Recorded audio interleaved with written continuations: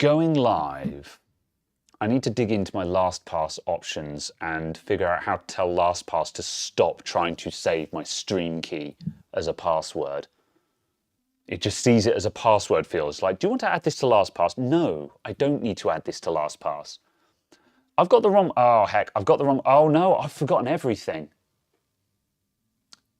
There are many things, you were not aware of any of these things, Caradog. However, I've just gone live and realized I've forgotten all the things. Fine, I'll show them off while we're doing things. Hello, everyone. Welcome to Two Guys Talk Tech for YouTube Stats. Oh, I just realized I've left the stream in the background. That's why I'm getting weird shouting. Ah, fair enough. And away we go. What's up, Chris Kingan? How you doing?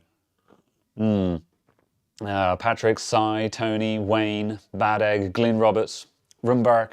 I've just read through a whole bunch of names on the chat. Hello, everyone. How are you all doing? Right, we definitely need to go. We definitely need to do a bit of show and tell this stream, because there's a whole bunch of stuff that I was supposed to set up for this stream, and I've completely forgotten to. So, okay. Well, I don't need to worry about the mug because we've done the mug bit before. However, I should have used the meme mug for the podcast, because that's now the podcast mug. But I picked up my Fluttershy mug because this is the mug that I always use.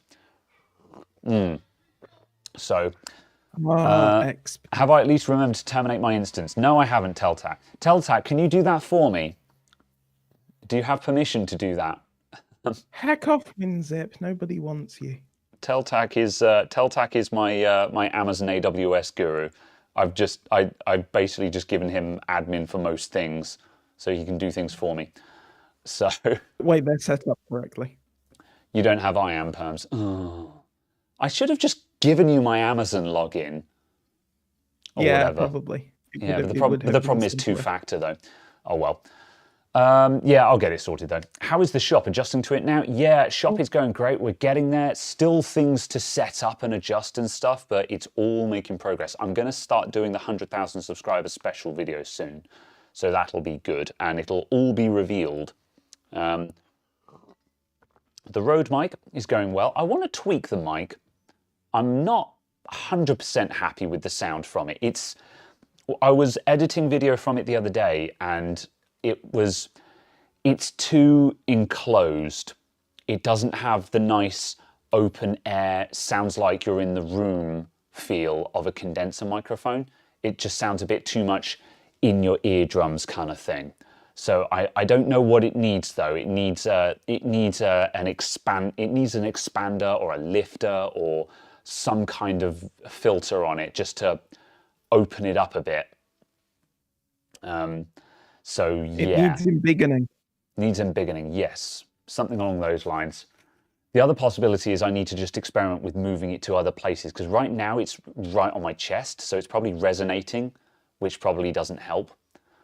But yeah. Yes, you just test whether applying pressure changes it, because it may be resonating off of your collarbone or something. Well, this is what it sounds like if I just hold it in front of me now. I don't know how much that's just changed the sound. Possibly preferable. Yeah. So what if I... That's good. See, how does it sound if I put it up there now? That's all right. Yeah. See, see, if I put it out there, it's got less of an issue, but also it flaps around a bit, which is the problem with it being a big clip-on thing. Yes, I hear there's a problem with flappy bits around your neck. Shush. Or something. I don't know. Shush. So yeah, that's just it. I've got to, yeah. I need to tweak with the positioning. Basically, I need to find a spot to put it where it's not against my chest, but it's also, yeah. Maybe, hang on a minute. What if I put it all the way up there? Because like where it's up the side there, but then the other problem is if I look this way, the sound drops off massively, which is why really does. Yeah, which is why I'd put it down there, because that way it was directly below my mouth wherever I was looking. So what you need to do is now get one of those clip-on lavalier microphones and attach it to the edge of your glasses frame. Yeah, there we go. I've put it on the outside of the jumper now, so hopefully it should be less resonate-y. Yeah. But yeah, we'll see. We'll figure it out.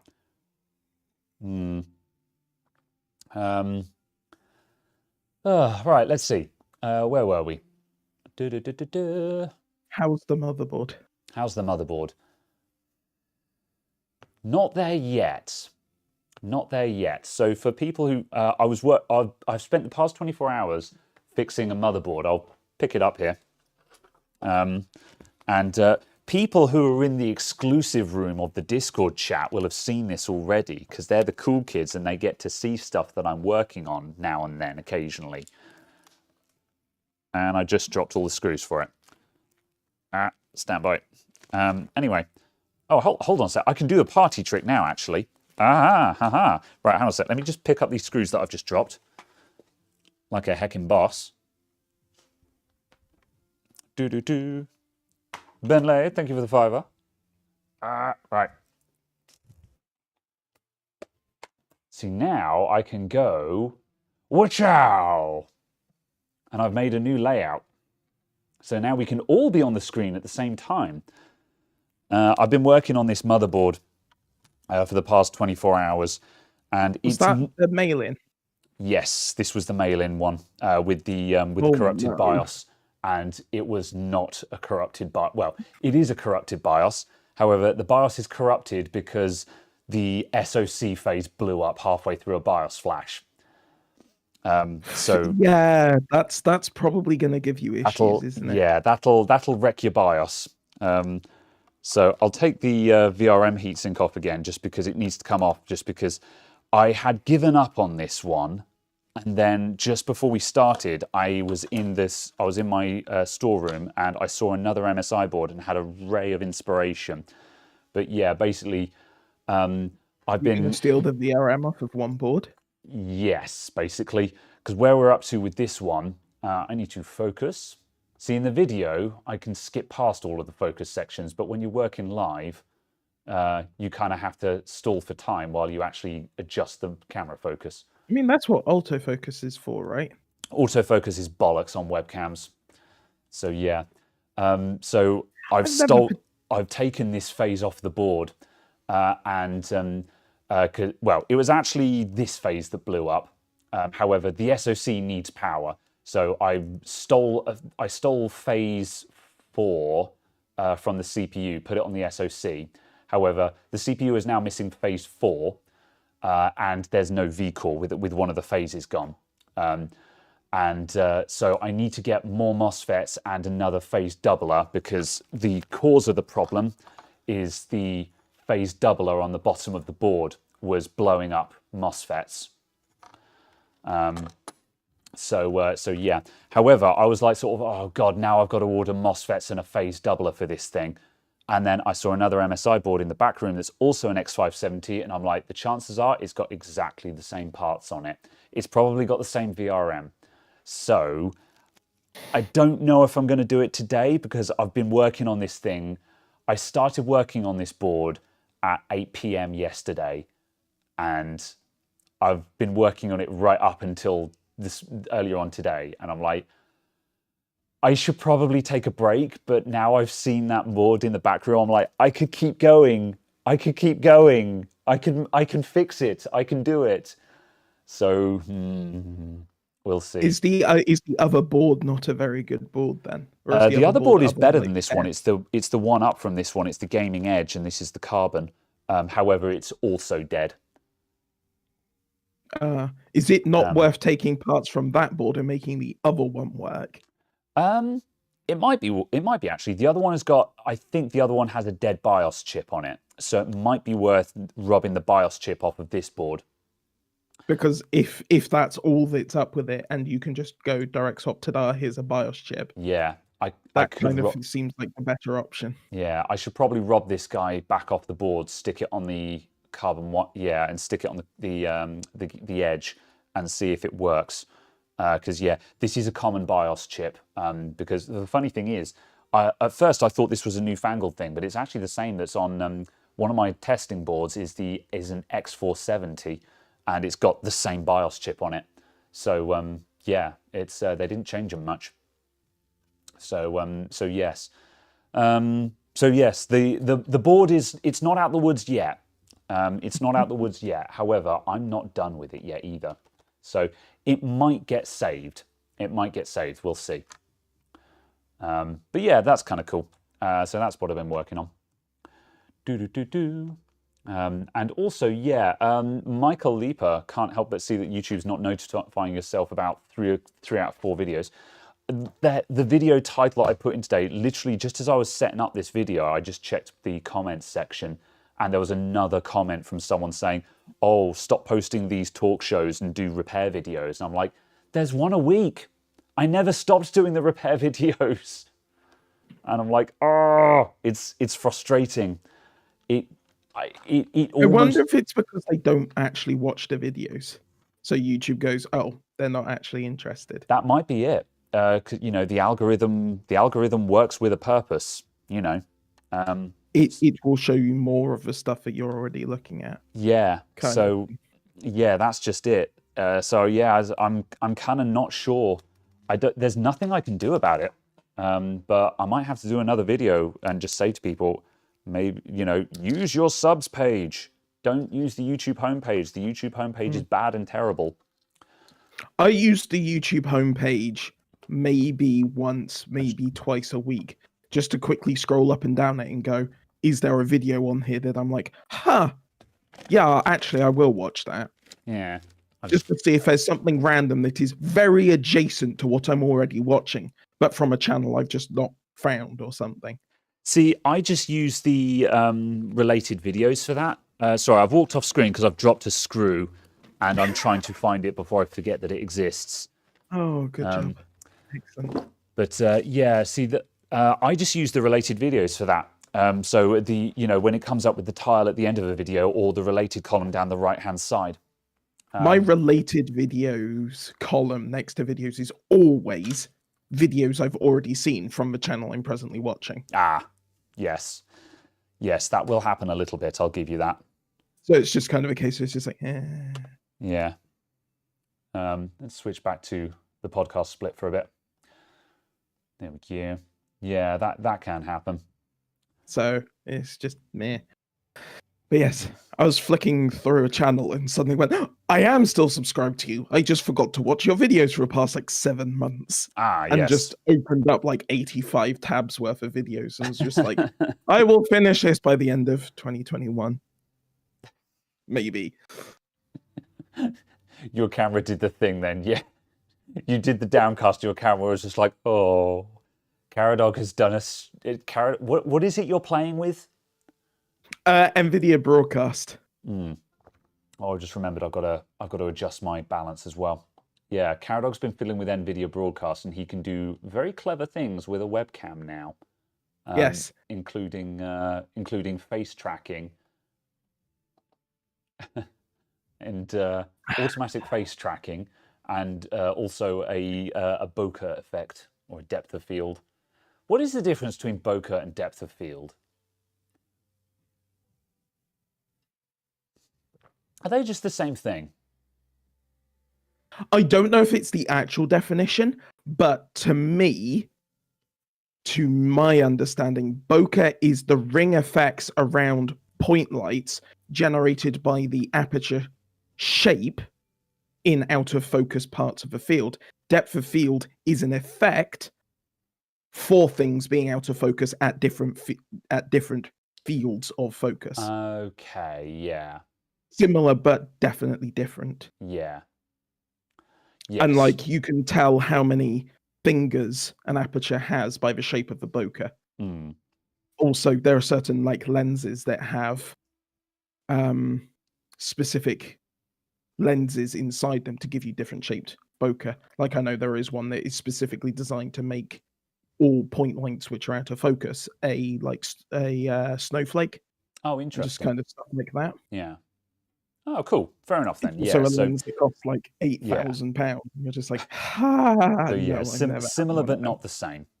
Yeah, it's to do with how the effect is generated, but they're all generally to do with putting the background slightly softer than the subject.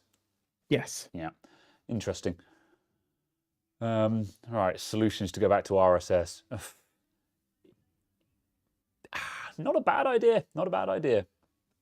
As far as I'm aware, I've never used I as used far to, as I'm aware, I've never intentionally used RSS. I used RSS when Apple, because Apple went through a phase of being all about RSS. They added it to Mail, so you could have RSS feeds come into your email inbox in line with your emails, which was great because basically you had news stories coming into your mailbox along with your normal email. So I could go. This was back at the day where I actually read my email. I can see you grinning there. So never. No, it was a long time ago, but once upon a time I read my email. Um, so so yeah, where was I? Yeah, so it would come in alongside, and so yeah, I would get all of my RSS feeds, so my tech news stories, my web comics, all of that would come in alongside my email, and then in an update to macOS, Apple literally just completely dropped RSS from Mail. They just took the feature out completely. And like it had been one of their flagship new features, and then they just got bored of it. And instead of just not developing it, they literally just took it out the app. And I'm like, why would you do that? What, like, sure, just don't bother updating it if you can't be asked. But why would you remove it altogether? So that meant that I then had to get a third-party app to do my RSS feeds. And I'm like, oh, now I've got to check 2 apps, and that's effort and just, I guess I've always used Twitter as though it's an RSS feed. Yeah, I suppose to an extent that is one of the uses for Twitter, yeah.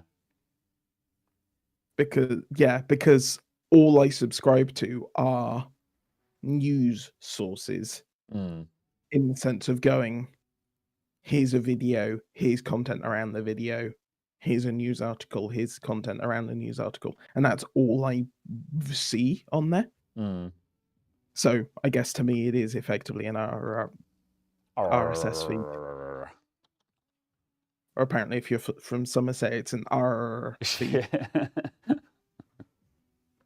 Somerset or something. I don't know.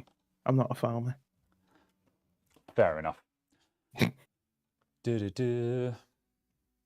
Yeah, Aaron A says, you've got a camera lens with many aperture petals. You will have a more circular and more pleasant looking bokeh. Yes, indeed.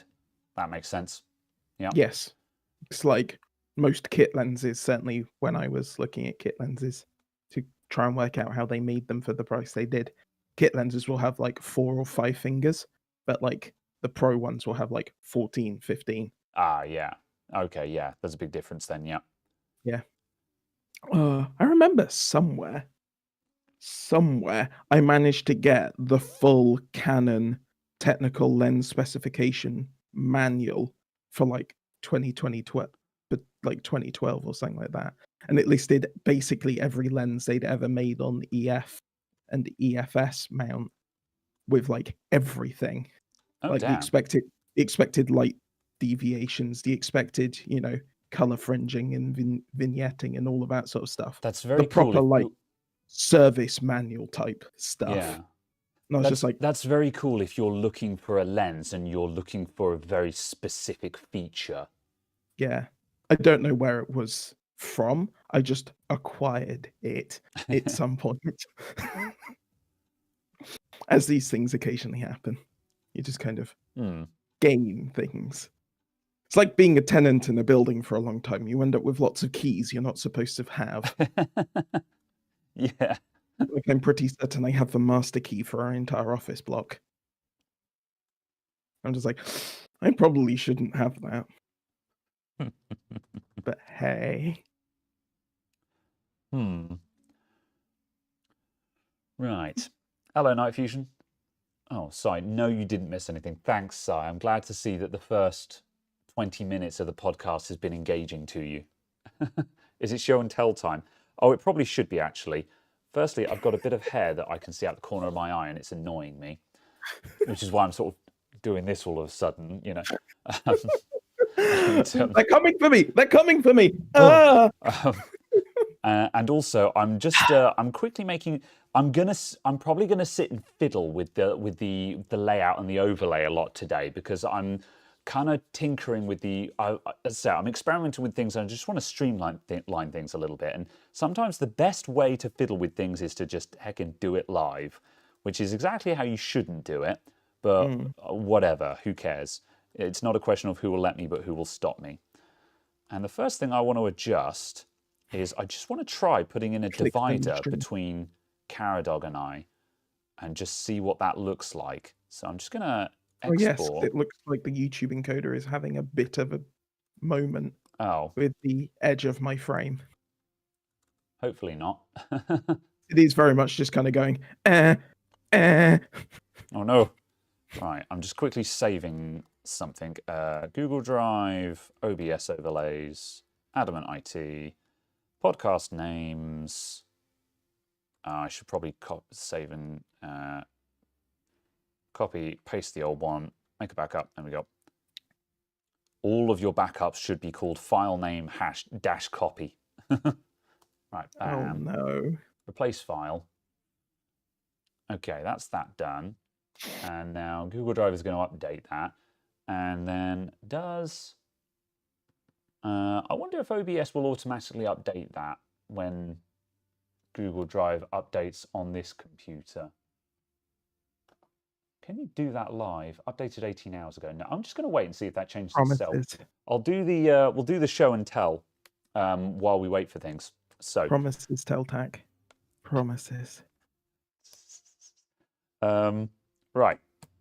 Okay, show and tell. Let's do the show and tell. So then, because as I say, then I've showed things off that I was supposed to have set up for today. So what I'll do for this is I'm going to adjust this camera. So I've got that there. Right, the show and tell is not actually as exciting as I'm making it out to be, by the way, but whatever. Right, firstly, let's go. Here's a box. It's a brown cardboard box. Podcast bench. That should do it. So now I can go up here. Haha. Right, firstly. So this is something where this is something that I want to say I don't approve of it, but that would be a bit mean. However, suffice to say, with all due respect, I'm not putting this up on my wall. It has not been officially sanctioned. With all due respect, I'm not putting it up on the wall. I was going to put it up on the wall as a surprise, but I forgot to. But yeah, let me just see if I can. Let's just see if we can get this set up. Oh my goodness. I genuinely have no idea what this is, and I'm preparing to be concerned. Right, let's just see if I can glide into shot. So it's a little bit curly at the sides because it's very large. Here we go. So this showed up. What do I do with this? What do I do with this? Who is responsible for this?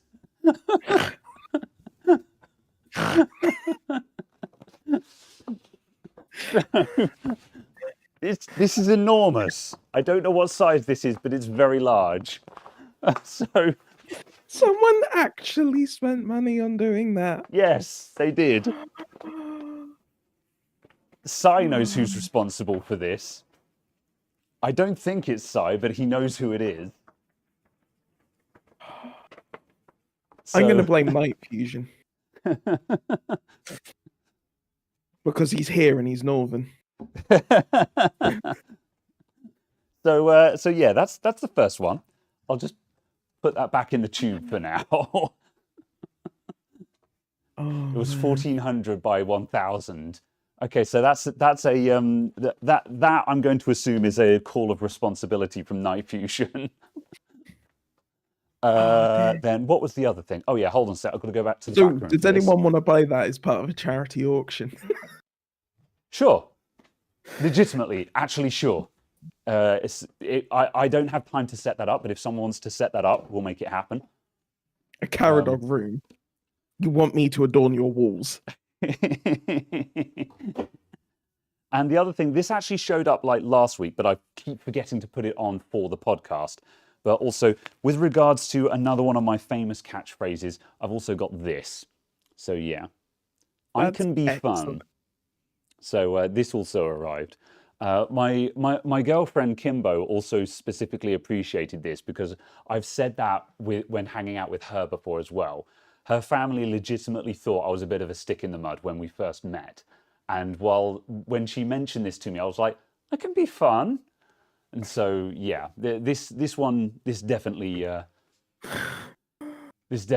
speaks to me. So, and yes, also yes, the font hurts me, but it's good. I love it.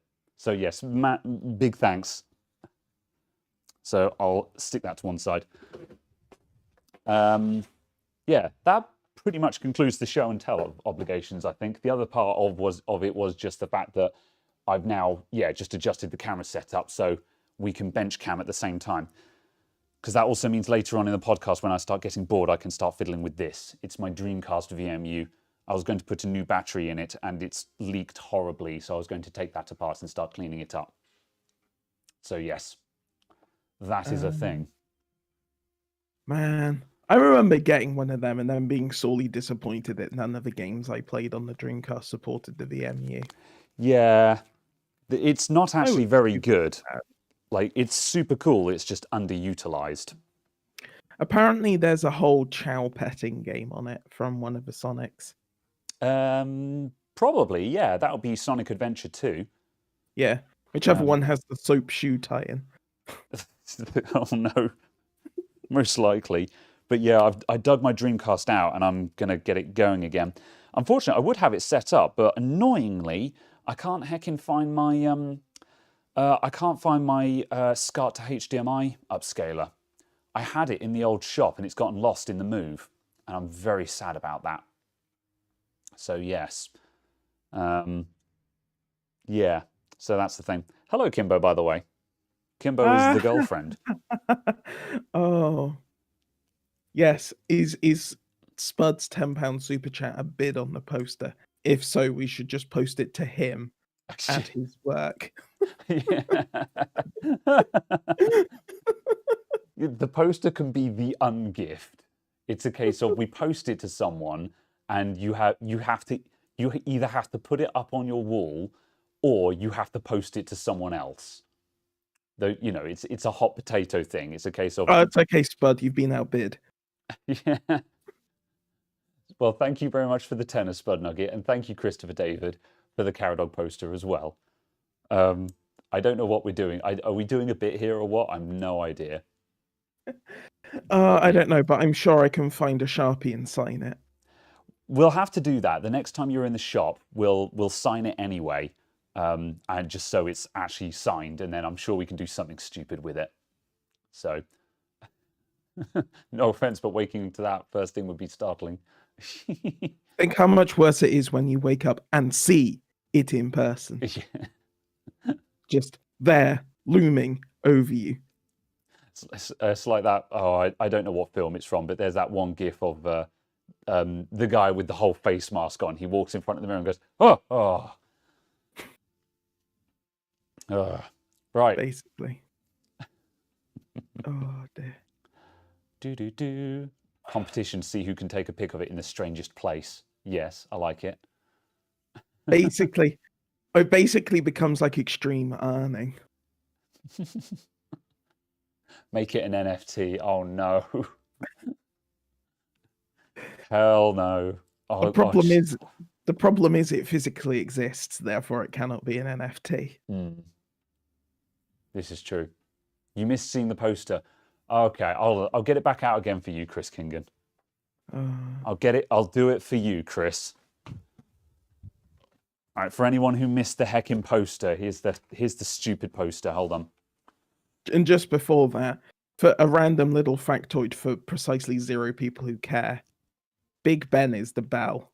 The tower is Elizabeth Tower. Aha. Whoop. All right, I've got to adjust this again. Do.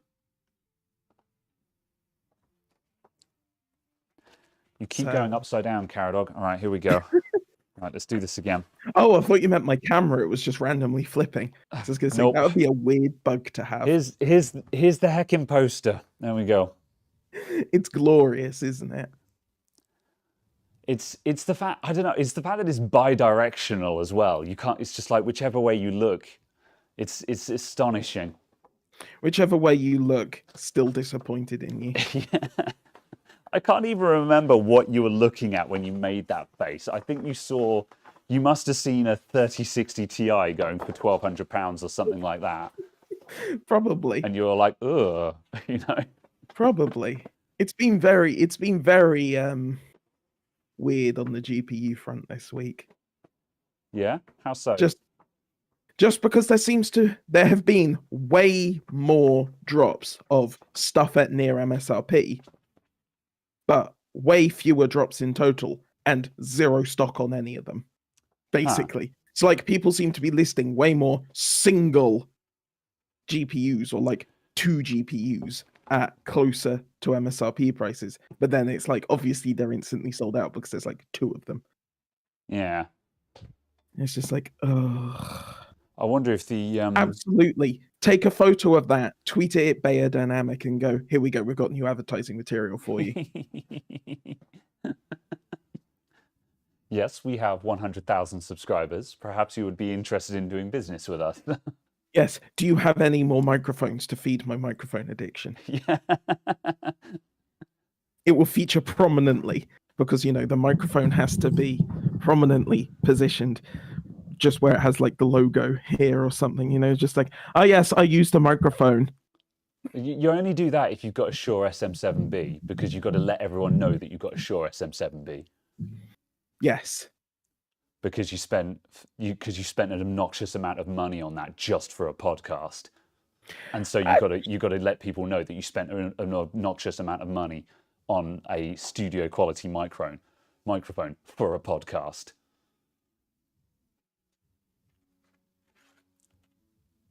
I guess. I mean, they've got the other one that I've literally just forgotten the name of, which is the USB one and XLR one, which is like £250 and is far more designed for streamers. Yes, it's true. And is actually although nice. that's a newer model. It's micro B. It's micro B. What is this abomination? Gross. Which is why I like this one, because it's USB-C. Hmm. Because it now means that everything I have is either USB-C or USB-A. So I've got rid of all of the micro B bollocks. Yeah, except for your keyboard. We gotta do your keyboard. It's fine. I have a USB-C keyboard. Oh, fair enough. Yeah, wasn't there one that you wanted me to see if I could retrofit Type-C? There are 2. However, this one is. Ah. Also, hold on. If I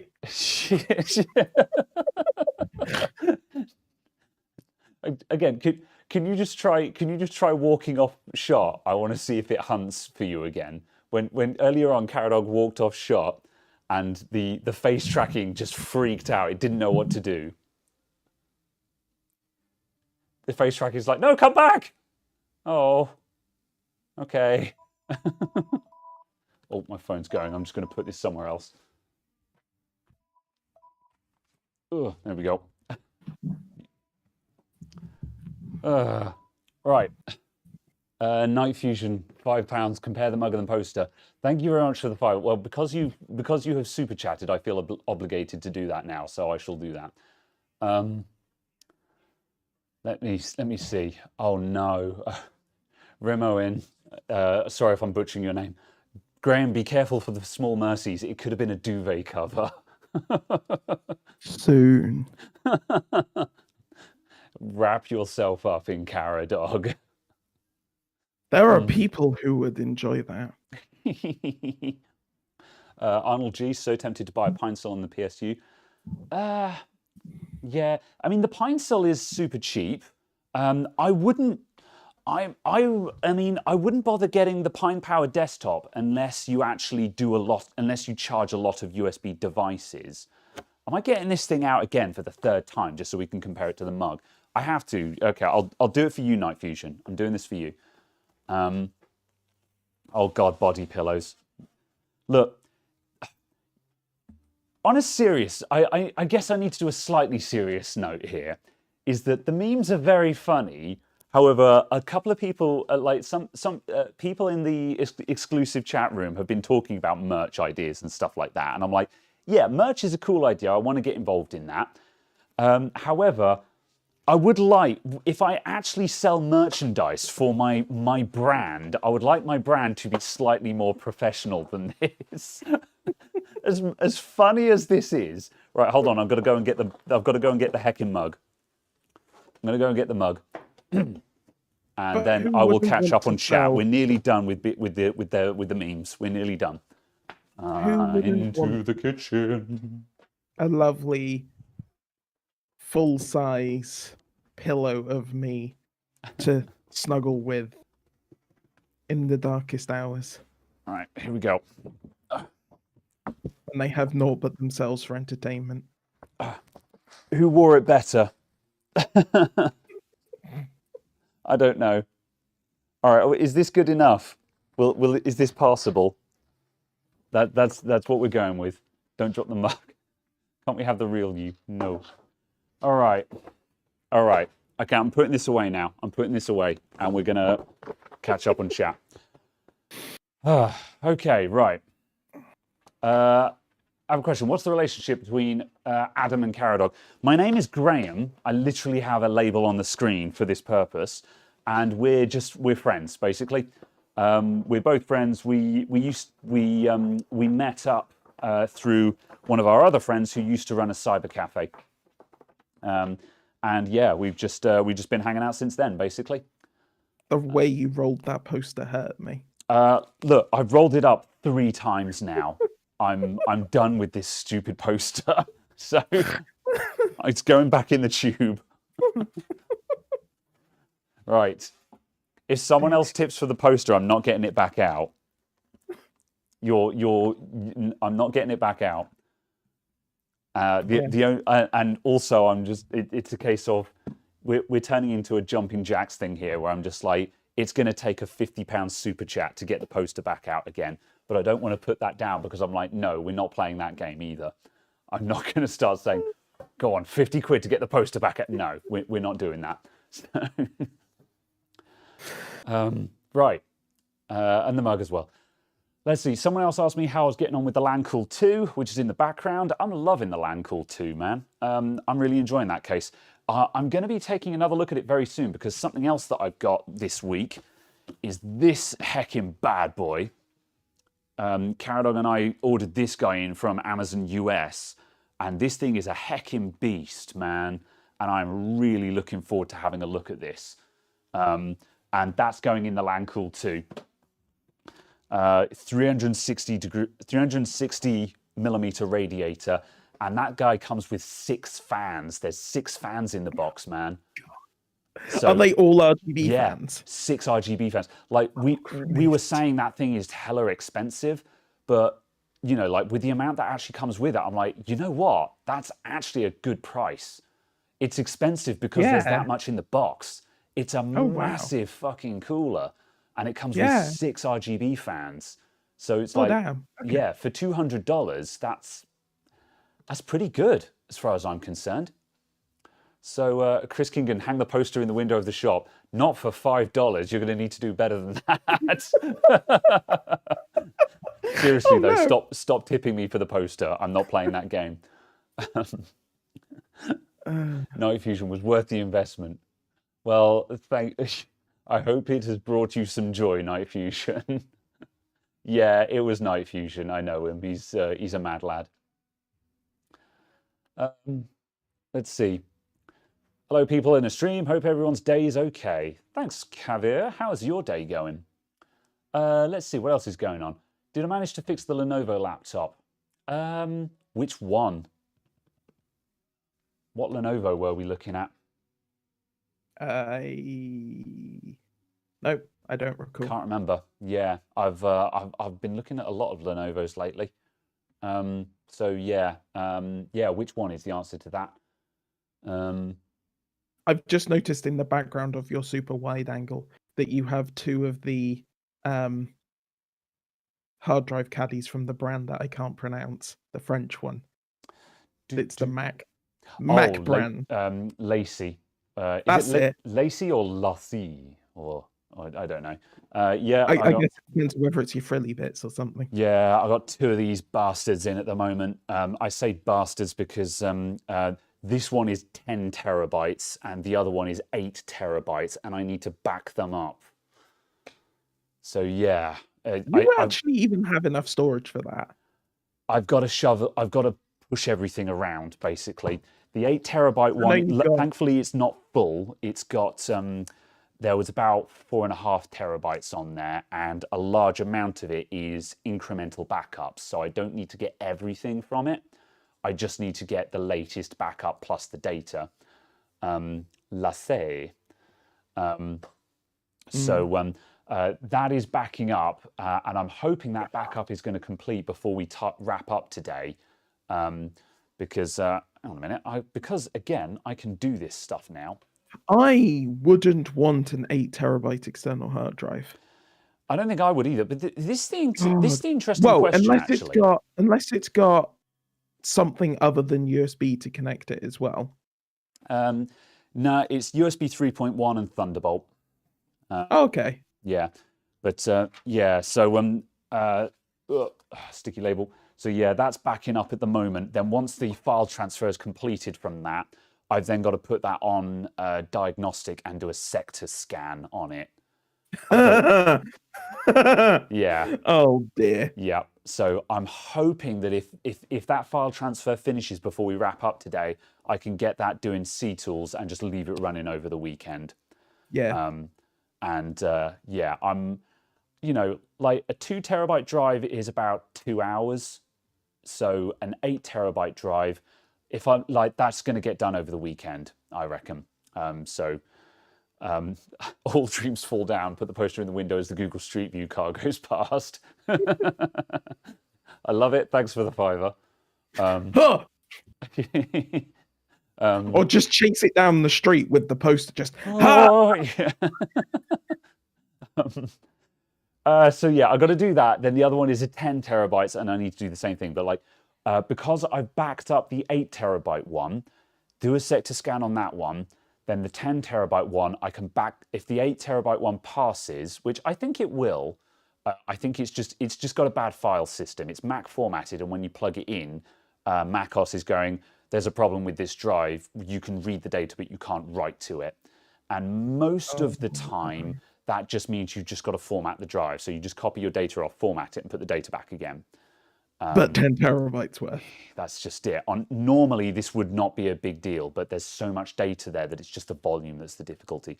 So I'm currently just shoving data around, and I'm just doing a big old shuffle. Because, I think you've got 2 4 terabyte drives, haven't you? Yeah, that's it. I've got 2 4 terabyte. Well, I've got 3 actually. I've got 3 4 terabyte drives because I've got my red and the 2 greens that you gave, that you loaned me, gave me, that I have that from you. That are surplus to my requirements. Yeah, that currently exist. So yes, I'm able to handle it. Yeah, I've got to shifty those around. So that's fun. There was something else I was gonna. Yeah. I need to re-hot glue one of my, the drive I ripped the SATA connector off of. Oh, yeah. I need to re-hot glue that one. Fun times, yeah. Are you still using it? What size is that drive? 8 terabytes. Oh, yeah, so it's kind of worth saving, isn't it? Yeah. And it's like, oops. Yeah. I'd almost be tempted to say, let's try soldering a cable onto it. But I've tried soldering SATA wires before, and that's harder than it looks.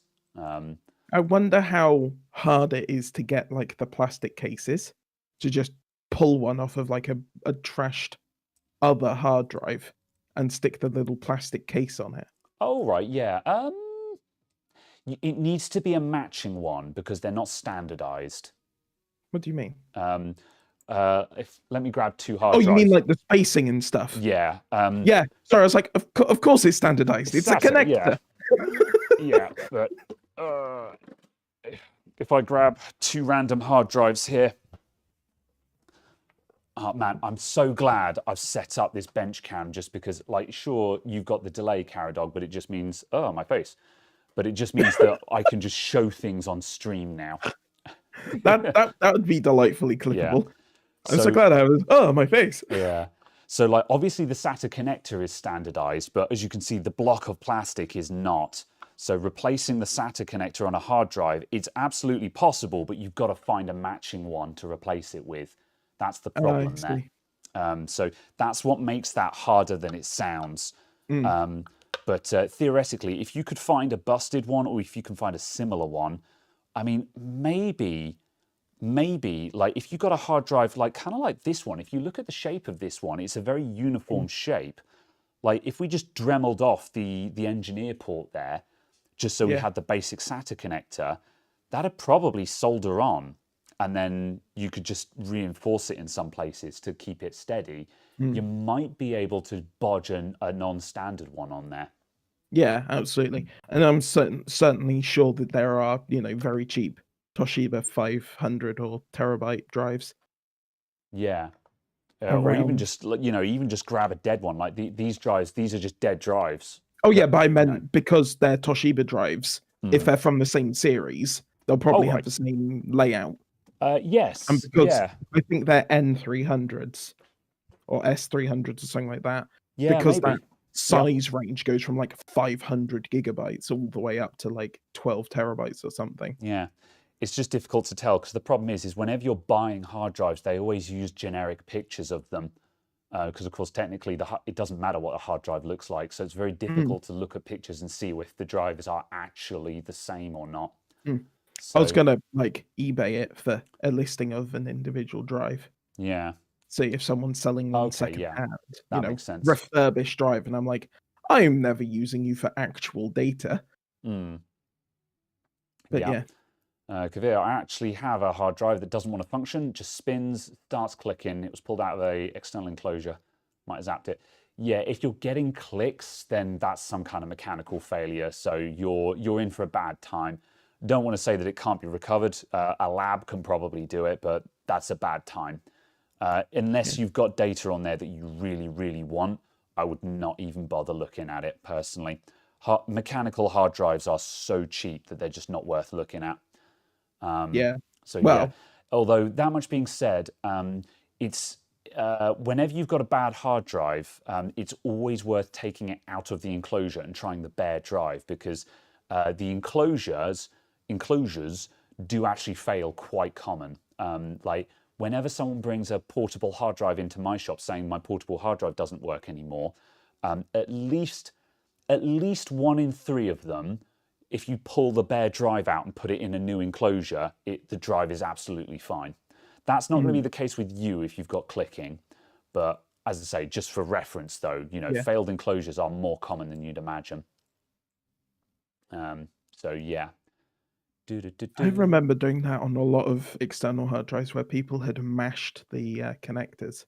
Yeah, that as well. A lot Like, of the problems are just the USB connector is just mangled. and just like you were trying to mash this in the wrong way around and went, oh, it's not going in. Let me get a rolling pin. Yeah, It's I'll just like, press it harder. Yeah. Although that's one of the annoying things about Western Digital external ones, is Western Digital external drives. They might be one of the quickest there are. However, their USB controller is integrated in the drive itself has a USB connector on it, so you can't swap them into a new enclosure. oh Yeah, no.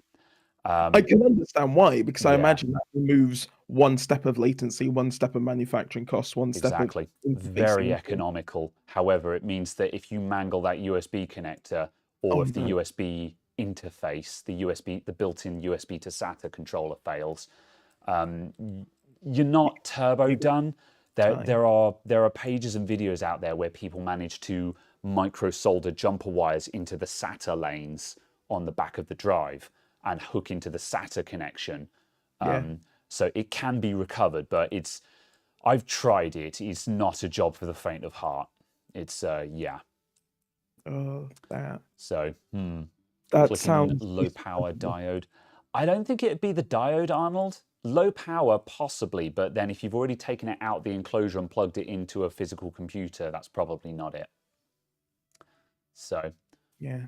Oh, I'm just pleased I don't have to deal with people's inability to sort out their own data too much. Yeah, yeah. No one's ever got a backup, but you get to a point eventually where people come in with a drive and they're like, oh, this isn't working. I'm like, okay, have you got data on there that you need that isn't backed up? And they're like, yes. And I'm like, okay, well, have a look at it. And when it's a drive where I'm expecting it to be a fail, I'll say, well, have a look at it and we'll do what we can, but I'm not holding my breath. Brace yourself for the worst. You have probably lost your data. I will try and do what I can, but Yeah. start bracing yourself for the worst. Because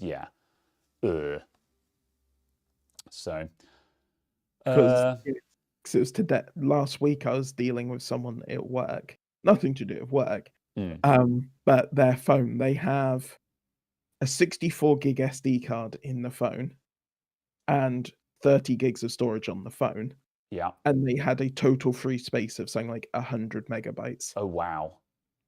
That's a lot of stuff on the phone. Yeah, and they don't own a computer. Oh, no. Yeah. What do you... Well, cloud services. Was it an iPhone or Android? Oh, Android, obviously, yeah. It's an Android phone. But it was just a case, it's just like, how do you have this much content? And and then again, just how? Yeah. Oh my God. Yeah, well, a lot of people just work off of their phones, Like my sister, she does everything on her mobile phone. She has a laptop, but it sits connected to the TV with a HDMI cable for Netflix. That's that's mostly what they use their laptop for, Netflix, and she just does everything on her phone. It's a wonderful thing called a Fire Stick. Yeah. So yes. Or Netflix built into the TV. Yeah. Let's see. Keith W. Talking of backups, do you think online backups are okay? And if so, which would you recommend, if any? Well, I don't like online backups just because of the time involved in backing up, and also for me, I want a backup that I can hold in my hand, just so I can be like, this is my data. I have it. I cannot lose access to it. I cannot have a forgotten password. It's like, I don't like encrypted backups either. Like, if you're going to encrypt your laptop, fine, but encrypting your backups as well, it's a case of, you can be the judge of how much of an issue that might be for you. So personally, I prefer to have a backup on an external portable hard drive, just so I've got a physical backup. However, I also use Google Drive. Basically, I recommend having both. You have a physical backup that gets updated once a month, once in a blue moon, for just your everything has gone horribly wrong, cold storage backup. And then you have Google Drive or something similar for your hot backup, which is, because that's running every hour and it's just incrementally saving everything as you save it, you don't have to worry about the time taken to upload it and stuff like that. So Google Drive for instant backup, and then a portable hard drive for cold storage backup is what I recommend to people. Absolutely. However, Google Drive is always a good... Whenever someone says, no, I don't have a backup at all and I don't know where to start, I'm like, okay, at least get Google Drive and start saving your documents and photos in there, because that means that's going to get 99% of what you care about, Yeah, absolutely. It's like... Oh yeah, Backblaze, that's a good option, yeah. I use OneDrive to handle most of that and just abuse it with obnoxious upload speeds.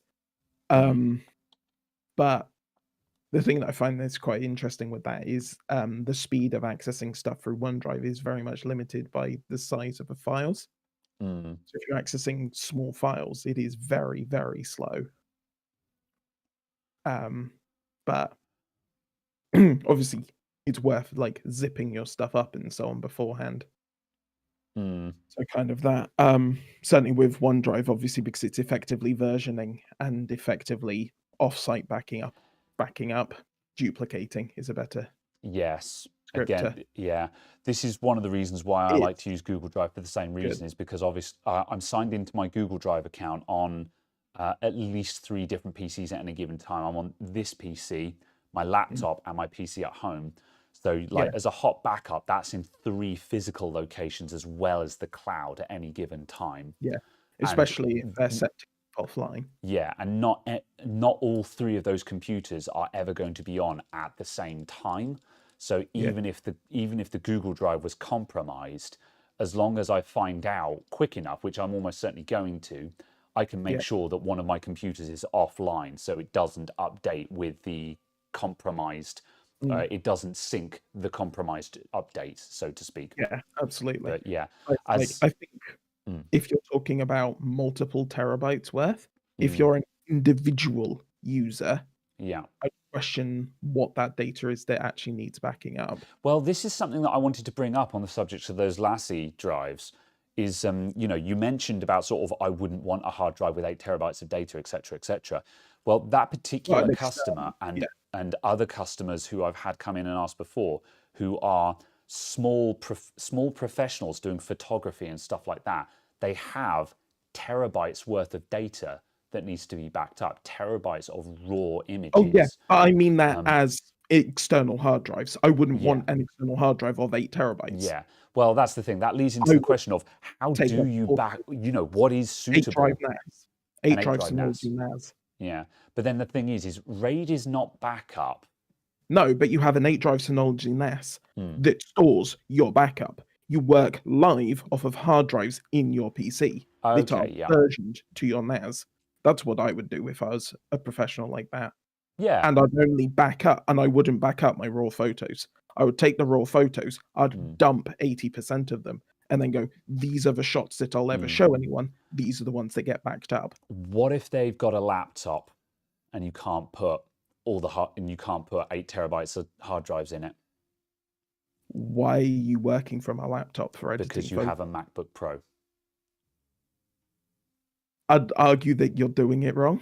Yeah, but they love creative professionals, man. They got to have their MacBooks. That's the Yeah. problem.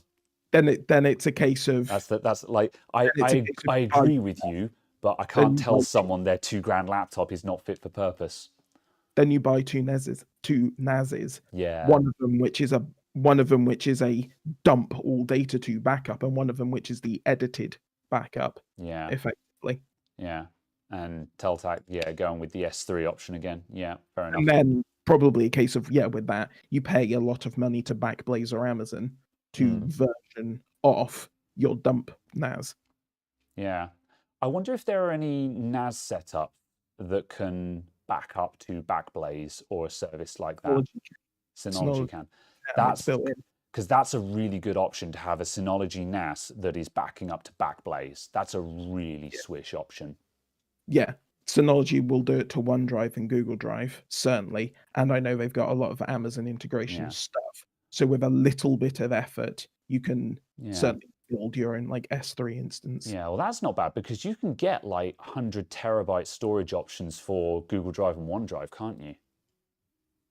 Yes. I don't know what OneDrive's maximum is.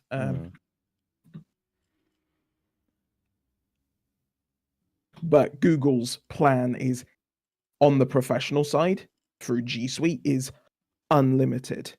I believe Yeah. it's limited to something like I think it's limited to something silly like a petabyte. Yeah.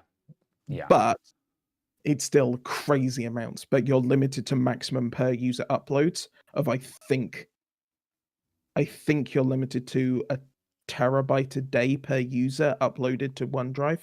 Yeah. To Google Drive on a pro account. Yeah. I mean, you'd struggle to physically move that much data anyway, unless you had some kind of Unless you're Linus. ridiculous. Yeah, exactly. Unless you're Yeah. Linus in that one video they did. Yeah. Yeah. I could believe that. Yeah.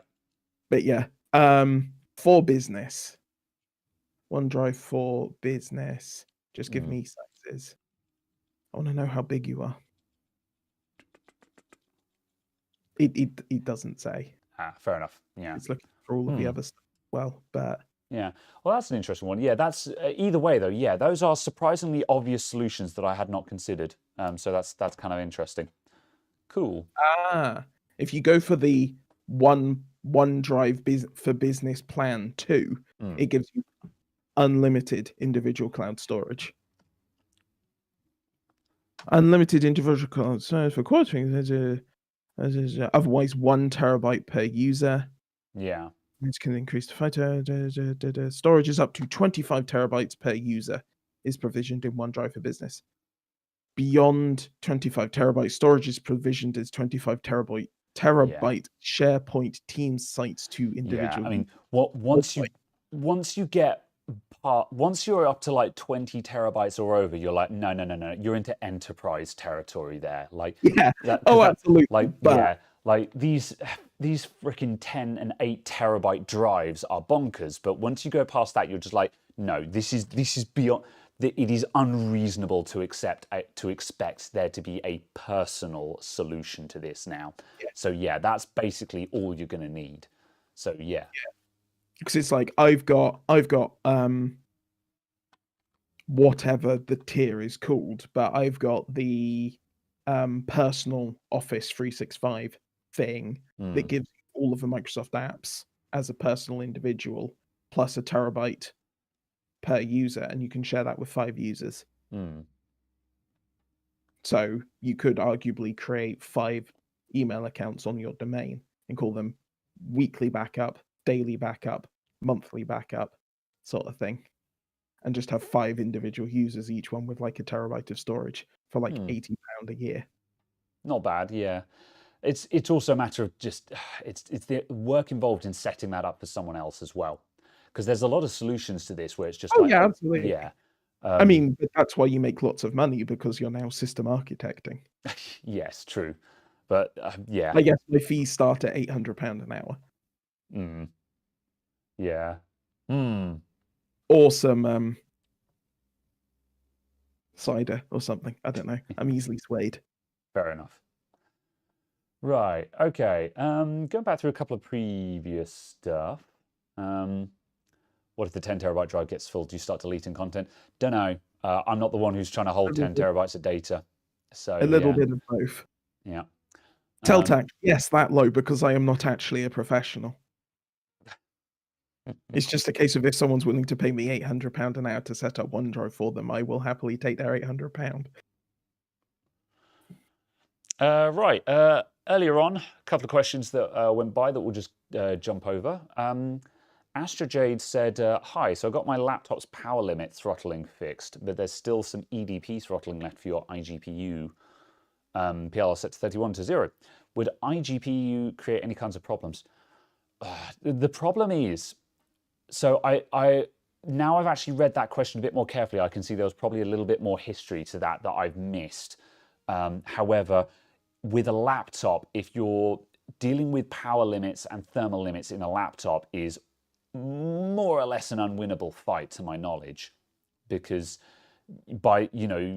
even if you get past the power limit, you're going to go headlong into thermal limits, and the only way you're going to get past thermal limits is to water cool your laptop, which is going to, and you're into, at that point, the amount of custom work you're doing is just like, what you actually want is a desktop computer, So yeah, now I've read that question, I realize I don't actually have an answer to it. I should have read that one a little bit carefully, but yeah.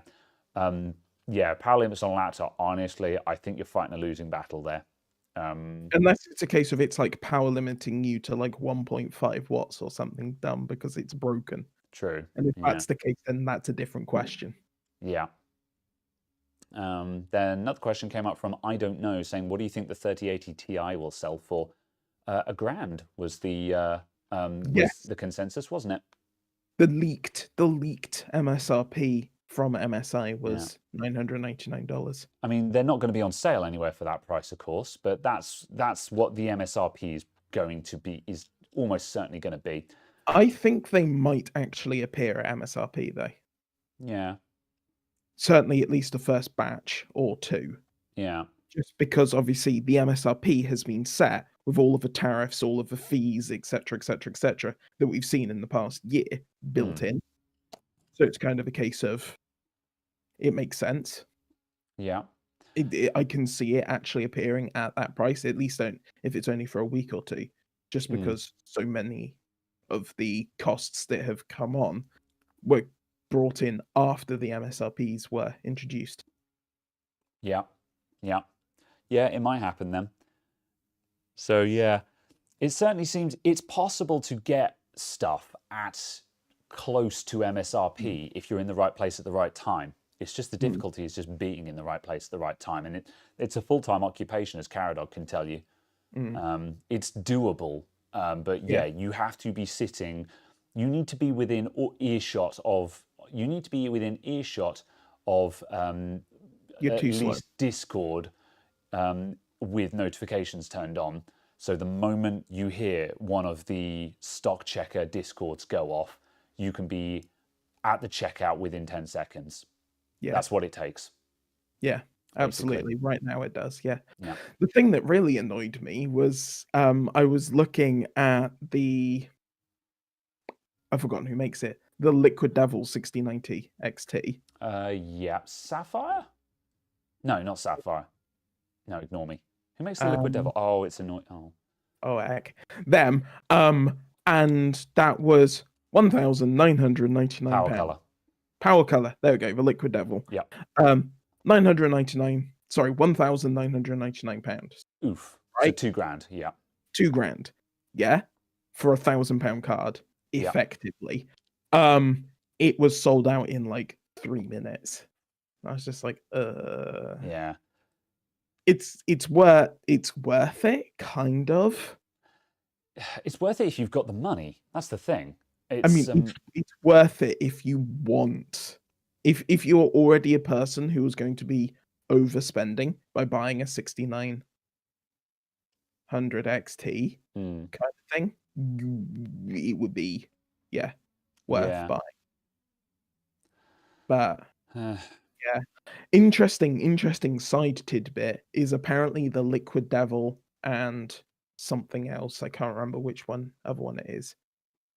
But they're using different cores to the other 6900 XTs. Because they're using the 6900 XTX cores. Interesting. Yeah. Is that so? Is that a different chip or just a super bin? The 6900 XTX was going to be a different card.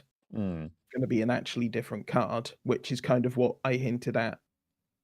I can't remember, somewhere, because there were the core clock limits on the 6900 and the 6800 XT. Because they're limited to, what was it, 22550 and 3000, I think. Yeah. And it was basically a case of, I assumed there was going to be a 6900 XTX, which would then be effectively unlimited to whatever number you could get stable liquid light and so on. And that appears to have been the case, and that is what happened. But the actual card isn't being released because silicon shortage. Yeah, because and instead those specific cores are going into the power color Liquid Devils. Fair enough. Yeah, because it seems to be the case with a lot of AMD graphics cards that there's a reasonable amount of overclocking headroom, and they want to lock that out in the BIOS to stop people buying the cheap cards and just overclocking up to the expensive cards. Because that was the case with the 5000 series. It's been a case since the 5000 series. Yes, absolutely. So it's interesting that with the 6900 XT, they're saying, well, this is the top of the product stack. So no holds barred, man. Let it rip. Give it what you want, because there's nothing above it. Yeah, it is now the 6900 XTX edition one is the Liquid Devils, because they're limited to 4000, which is basically going to be utterly unachievable, I would imagine, because obviously that's going to be what 1200 megahertz overclock or something on the core. Yeah, bloody hell. Which is that's nuts. So it's a case of, obviously you're not going to get that. That's not going to function even under liquid nitrogen. You're not going to get that much core increase on a modern layout. Sure, on FX and stuff, you'll get 2 gigahertz, but that's 2 gigahertz of not doing anything useful. Yeah. Well, actually, I think FX has hit 8.1 gigahertz now, and probably has the same performance as first gen i7 at stock. We're getting there. We're getting there. Oh well. Yeah. Let's see. New $1,500 ASIC can replace 12 3080s and be more efficient. Interesting. Is that for Bitcoin or for Ethereum? Because my understanding was Ethereum couldn't be mined on an ASIC, or if they managed to crack that, because that would be a game changer. That would be very interesting. Yeah, absolutely. Because as far as I'm aware, this Ethereum was specifically set up to be difficult to ASIC and make it so it would basically only be possible on GPUs effectively, as far as my Oh yeah, understanding. that's for Ethereum apparently. So yeah, someone's managed to crack it then. But for $1,500, I should hope so. So Then again, if it's doing the sorry, performance of $15,000. then again, if it's doing the performance of 10 or more 3080s, it's worth it. Absolutely. Yeah. That looks like value for money for big mining. So yeah. And it's not about, I mean, if it's more efficient, then that's not a bad thing because it means they're not using graphics cards and they're using less power, less electricity. So power to them, to be honest. Yeah. Wow. Yeah, £12,000 for the hash rate of 3080s. Yeah. So yeah. Michael Casper, off topic, but now you've had some time with them. Do you prefer the TS100 or the Pine-Sil? See, that's a slightly. I'm using the Pine-Sil as my daily. However, the only reason why I'm using the Pine-Sil as my daily is just simply because it's got newer firmware on it. I need to do a firmware update on my TS100 because you can put the same firmware that the Pine-Sil uses onto the TS100 because the firmware I'm running on this is the old stuff and it's garbage. So I really need to firmware update this guy. Past that, they're functionally identical. I use the same tips on them, and most of the time I'm using a barrel jack connector anyway. That much being said, I did use the Pine-Sil on Type-C earlier on today because my barrel jack was connected to something else. I had a couple of other widgets plugged in on the desk at the same time, and I was like, I'm using my 12-volt barrel jack on something else. So I was just like, aha, I'll plug Type-C into my Pine-Sil. Whereas the TS100, I just wouldn't have been able to use that without getting out another power supply from somewhere, kind of thing. So I prefer the Pine-Sil, but if you already have a TS100, I would not bother replacing it unless you really, really want Type-C. I would just update the firmware. When you said, oh yeah, I used it on Type-C, I thought you were going to say when it was daisy chained through the screen. No. That was amazing. That was cool. I mean, it didn't work, but, conceptually it was just cool. how graceful all of it was. Yeah. It was everything that Type-C was dreamt to be. Let's see. Can I do the firmware update now? I don't know. Maybe I could. I don't know. I don't know how to do it. That's the problem. How are we doing for time? Oh yeah, we're doing all right for the time. I was gonna take apart my stupid Dreamcast VMU, but that updating the firmware on my TS100 does sound more interesting. I might start having a look at that as we look into it. I'll get back to you in a sec on that one. I'm going to start Google searching that in the background while I go through chat. Let's see. Or failing that, I tell you what, if I might just delegate this chat. If you guys can find out how I update the firmware on my TS100, I'll do that now. Yeah, when I first got mine, I had a very quick look at it and was just kind of like, oh, that's unnecessarily complicated. Yeah, maybe. I'm not going to bother right now. Yeah. On the subject of soldering, Graham, what do you do about the fumes and smoke when I do soldering work? Nothing, because I'm a baddie. Also, you work in a very large room. Yeah, I work in a fairly large room, so it's not a big deal. I'm not sitting in an enclosed bedroom kind of thing. If you're in an enclosed space, absolutely you should be open the window kind of thing. I've seen quite a couple of people who've just got a big old 12-volt fan, like a big 140mm computer fan that they've bodged onto their desk that just blows the fumes away. And that's usually good enough because it will just cycle it up into above your head, just so it's not going up into your face, which is, it's good enough. Like if you're doing it all day, every day, you need a proper solution to that. But Yeah. if you just do it every now and then, like for me personally, when I'm soldering, I either A, I hold my breath, or B, I slowly exhale while I'm soldering, and then I break and go, and inhale again, and then I go again, kind of thing. You manage it. However, yeah, I would if I was soldering every single day, I would get a little blower fan just to blow the fumes away, and Yeah. that'll do for now.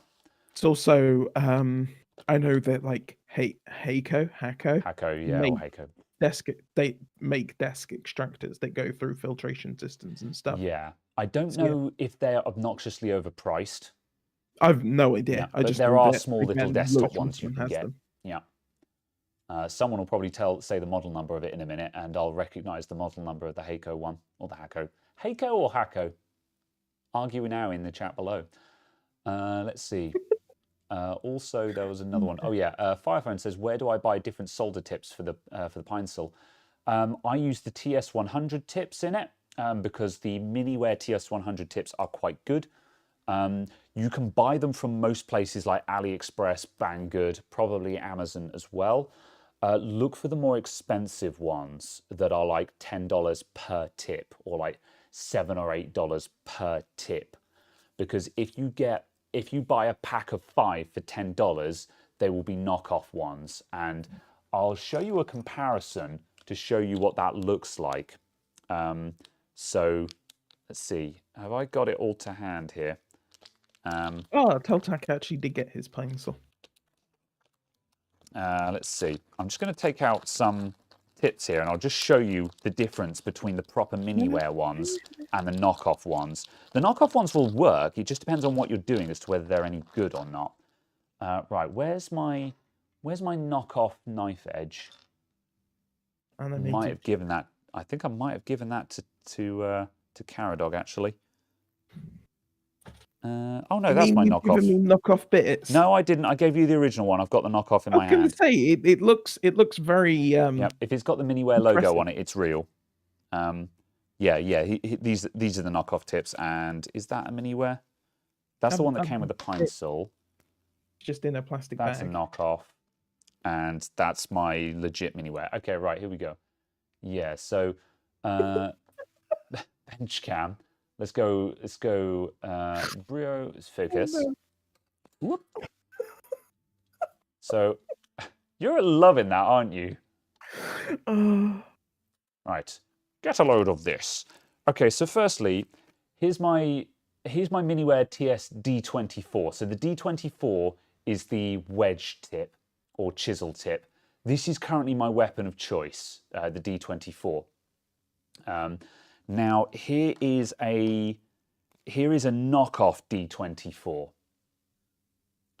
Can you see how much more rounded that wedge is? Is that coming out on camera? Let me go closer. Look closely. Let's go into about there. Let's try that. So I'm trying to get them next to each other on camera. There we go. So can you see how the Miniware one on the left is so much flatter and sharper? Oh Lord. Yeah, that's that tip looks like it needs a lot of grinding. Yeah, the problem is if you grind it, you ruin the surface, is my understanding. Because you'll see it's got some kind of coating on it. But yeah, that's the difference between an original Miniware and a knockoff. So you can see that the knockoff is not remotely sharp. And this is fine if you're doing through-hole. If you're doing through-hole on that, that's absolutely fine. However, if you're trying to get down the side of a QFN package where the amount of metal you have to solder is a fraction of a millimeter, the knockoff D24 ain't going to touch that. It's not going to get close. And again, here's another comparison. This is the Miniware TSKU. So this is the knife edge that is also one of my favorite tips. So this is one of my other favorite ones for when I need something super sharp. So that's a Miniware TSKU, a very well worn out one. And here's a knockoff one. So again, it's okay, but you can see how the original, the Miniware one on the left, again, it's sharper, it's more tapered. It's definitely got a better edge to it. And there's more surface area to work with there. So that's the difference between, and again, from the top, it's very distinctive. You can see that the miniware ones have much better tips on them. So yeah, and don't grind your tips, you'll just wreck it, I think. I've never tried it. I'm going to try it on one of these knockoff tips just to see what happens, because the knockoff tips, as I say, I don't particularly care about them, but that's the difference. So when you're going to buy your soldering iron tips, make sure you pay extra for the original miniware ones, not the cheap ones where you'll get a pack of 5 for $10. So yeah, make of that what you will. Let's see. Excuse me. Chinese can't copy a miniware logo. Well, yeah, they probably can. However, if they've gone to the trouble of copying the miniware logo, they've probably gone to the trouble of making a tip that's actually not awful as well.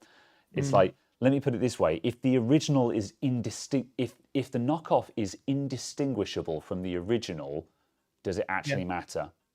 You know. But yeah, as I say, the tip is what Oh no, matters. that starts becoming horrifically philosophical. Yeah, you see what I mean? That's the thing. If they've bothered to put the miniware logo on it, and they've bothered to make the tip nice and sharp like the miniware ones, does it matter? So yeah, make of that what you will. So yeah, absolutely. that's that. See, you say the Chinese can knock off anything. The one thing they were apparently unable to successfully knock off was the rollerball pen. Apparently, it took something like 40 years for Chinese knockoff rollerball pens to become a thing. Huh. How Just odd. because apparently the machine tolerances in the machine, in the manufacturing equipment, were not small enough to be able to manufacture them, apparently. So presumably the originals were being made in the West or something, or they just had really good security on their factory. All of the original ones were being made in Switzerland, I think it was, or something. Yeah, and that was it, and it was just something along those lines. And I was just like, interesting. How about that? Yeah. So yeah, apparently, I mean, this was all resolved before the 90s, but it was just kind of a case of apparently there were rollables for so long. Yeah. Mike Jones, I scraped it with a metal file once and it went shiny right away. Guess it wears down, but you can clean it very nicely without flux. See, now I'm really tempted to get the Dremel. I need to get a decent grinding disc for my Dremel. Yeah. Because I tried polishing something up and it did precisely bugger all. Yeah. Other than cut my thumb. I abuse cutting discs. Basically, I always use the reinforced cutting discs because the other ones just shatter if you give them a hard look. But the reinforced ones, you can rub things on the side of the disc and do stupid stuff like that with them, and you can get a poor man's grinding disc. So yeah, I'm really tempted to actually try that on one of the knockoff tips now and just see what I can do with it. But yeah. I don't need to because I've got original miniware tips. That my solution to this problem was to buy good tips. So absolutely. Yeah. Let's see. Oh no, there's a joke about Chinese knockoffs. Someone invented the smallest drill. The Chinese copied it and sent it back to the original manufacturer with a hole drilled in it. Yeah, there was a long game of that between drill bit. I forgot what drill bits were. Yeah. Drill bits. Between drill bit manufacturers about them making smaller and smaller drill bits.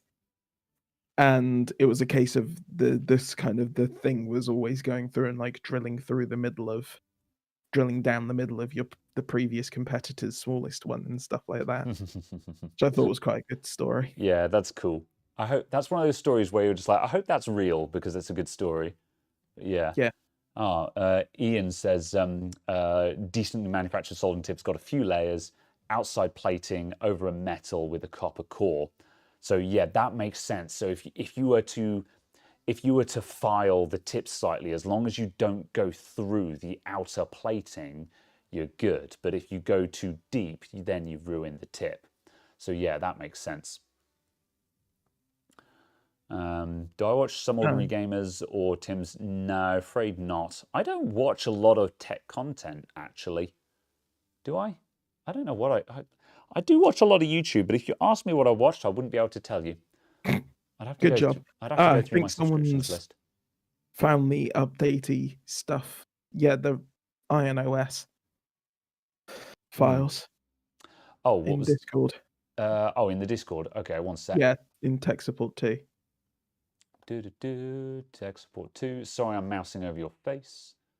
Her. Okay, right, there's a link to a video and also the Rallim firmware. Cool, right, hang on a minute. Let me get a thing open. Right. Aha, right, let's see. If I go over to Podcast Bench and I do display capture and I move that down to there, bam. Yeah, that kind of works, I guess. Hang on, let's modify that slightly. Let's reset transform and center, transform, center on screen, center on screen. There we go. Okay, please see the flashing guide and soldering, yada yada yada. Where's the download? Oh no, I zoomed. I'm using a trackpad. Flashing guide, settings. I hate GitHub so much. Where's the download link? This is, we're in documentation. Okay, IONOS. Pull requests, code, go to file. This is why I hate GitHub. Okay, Teltac's about to get really mad with me. Why did you not just click the link? What link where? Which one where? Where was it? You tell me. Hang on a sec. Go back. Let me go back to documents. The link in the Discord. Click the link that takes you directly to the releases. Click the little. Okay, the releases link wasn't there a moment. The releases wasn't there a moment ago. Okay. Or you just go to releases and then click. See, where is releases? Where you open it up and tell me where releases is on the screen. Hang on a sec. Let me clear all the things so we can all see it. Let's get rid of all of this. There we go. Where is releases? Where is the download link? You tell me. This is why I hate GitHub. Where is the releases? I don't know. I don't even have the chat in front of me. So, oh, not that one, and that one. Right. Let me get the chat up so I can see Teltac. Right-hand side releases. Oh, see, it's not green code. See, code just takes me to the code. On the right-hand side, there's literally a thing that says releases with 56 next to it. Releases 56. Okay, there's releases. Okay. Right. Okay, here we are. Now we're getting somewhere. All right. No. Releases. Oh god. Yep. I feel like I know I'm the one going insane here, but if I can't figure this out, it's not clear enough. Assets. At the bottom of the message with the release in. Assets. See, why can't there just be a download button?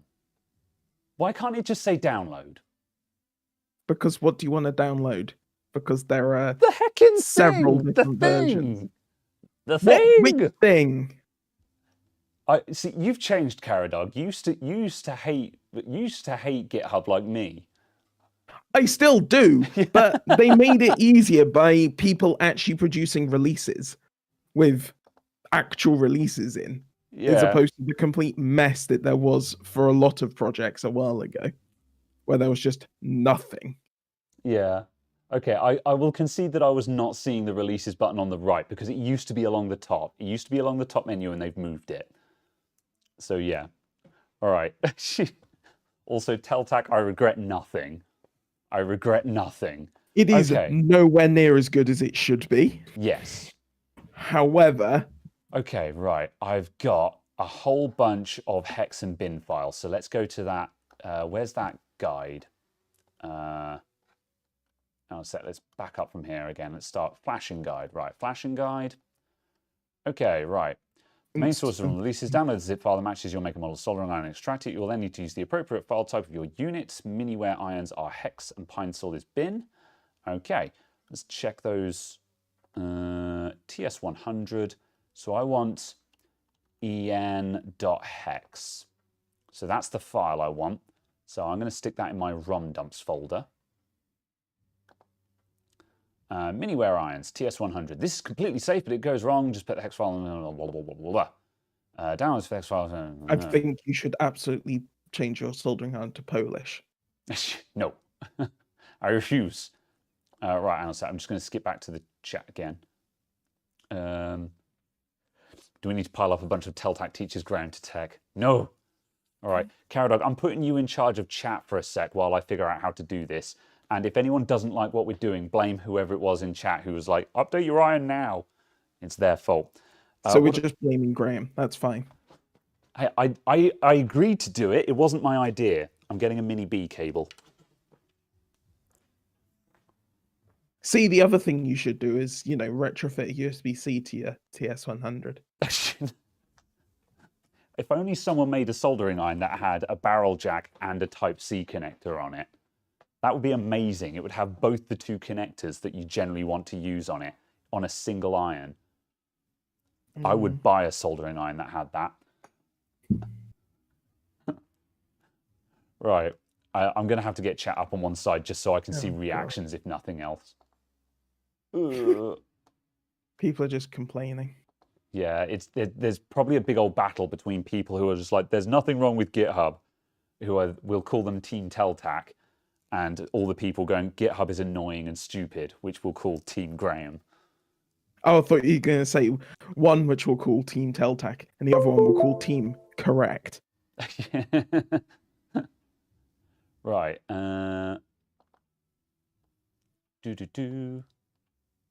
Whoop. Focus. Focus. There we go. 1, 2, 3, 4. Okay, I plugged it in. It says config. Right. You bought. Let me see. Thompson Lover says you bought a TS100 and the HM305 on my recommendation. You love them. Glad you get on with them, man. As I say, even though I'm using the Pine Sol as my daily these days, I still think the TS100 is fantastic. And if you have one of these, you're doing absolutely fine. Incidentally, I do recommend updating the firmware on it though, which is what we're doing with this one. But yeah, the HM305 power supply is doing me grand as well. Yes, I feel like there is also a third category, which is what is a GitHub? Yeah. Ah, okay. The unit appears as a USB drive. Drag the hex file onto the USB drive. The unit will disconnect and reconnect. Really? Wow. Okay. This is a lot easier than I thought it was going to be. Right. Okay. Hang on a sec. So let's display capture. So go back to my ROM dumps. I'm going to copy that. So Control C. Right, so drag the hex file onto the USB drive. Paste. There's not enough space on the USB drive. You need an additional 94K. What do?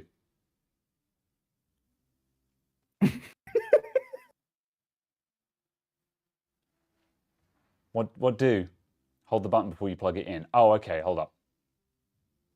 Hold the button closest to the tip and plug it in. Okay, yep, all right. Instructions unclear. Instructions unclear. Instructions unclear. Like, if anyone is watching this going, you fucking idiot. Look, I'm spinning a lot of plates here. I don't want to be that guy because now and then I'm watching like Dave Jones from EEV blog doing something in a video and he's going, oh, it doesn't work, blah, blah, blah. I'm like, you fucking idiot, you know. I don't want to be that guy here. So for the record, I apologize. So... Mummy, his daddy left us. No, sweetheart. He's just trying to download a file from GitHub. Okay, right. Hold the button closest to the tip. That's the A button. Okay, I'm holding. I've got to show you guys every step of the way. Display capture off. All right, holding the A button. Plug in. DFU. Aha. Okay. So previously it came up with config, and it had. Aha. Look at that. So display capture, now it's got an empty one, so there's more space. So let's Control V, copying file. It turned off, and now it's come up as ready. Okay, the file name will have changed to ready or ERR. Error, the ERR is presumably error. ERR. Okay, if it ends in ready, you're done. Otherwise, something went wrong. If it didn't work, try copying again. Disconnect the USB and power up the iron. You're good to go. Damn far. Okay, right, here we go then. Right, so disconnect the iron, then power up the iron. Let me just grab my power cable. Settings were reset. Okay. No, my custom config. Yeah, there we go. It's got new firmware on it now.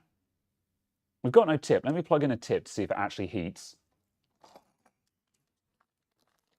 That was significantly easier than I thought it was going to be.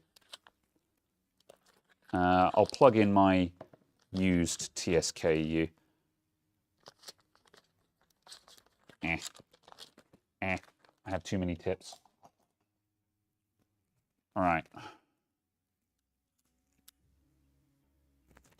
Get the angle right on that. Oh, of course I don't have a... Oh, I do. There we go. That's the other thing that annoys me about the TS100 is that it's got a Torx screw on it instead of a Phillips. Oh, well. Right. Now update the Pinsel's firmware. I guess I could... I mean, is there any benefit, though? Is there anything new in the update? There we go. It's heating. Now includes Doom 64. It now thinks it's a vibrator. Oh, no. Cool. Right, so we've got the shiny firmware. The tip is smoking because it hasn't been used in a while. And yeah, this is rad. Cool, right. Okay, let's reset. And yeah, look at that. Oh, it's got the cool menu in it that's actually legible. User interface, temperature unit. And if I wait on that, it'll go C equals Celsius.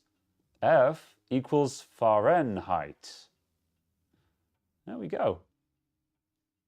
Did it. That's how you update the firmware on a TS100. Not having a good time with refreshing the display. What was that, sorry? It's not having a good time refreshing that display. Oh, the flicker is not visible to the naked eye. That's just the camera. Can the display be changed for left-hand usage? I think it can. However, let's find out, shall we? I hope you guys find this stuff interesting. We're just doing what the chat comes up with at the moment. People are just like, update your firmware. So I'm like, okay. Let's see. I'm going to move that over there just so I can see what I'm doing. Let's see. Config, power settings, soldering settings, sleep mode. It's going to be in user interface, isn't it? Temperature, display orientation. There we go. Now it's set up for a lefty. Apparently it's got an automatic mode. Does the automatic actually work? Oh, cool down blink. Let me go around again.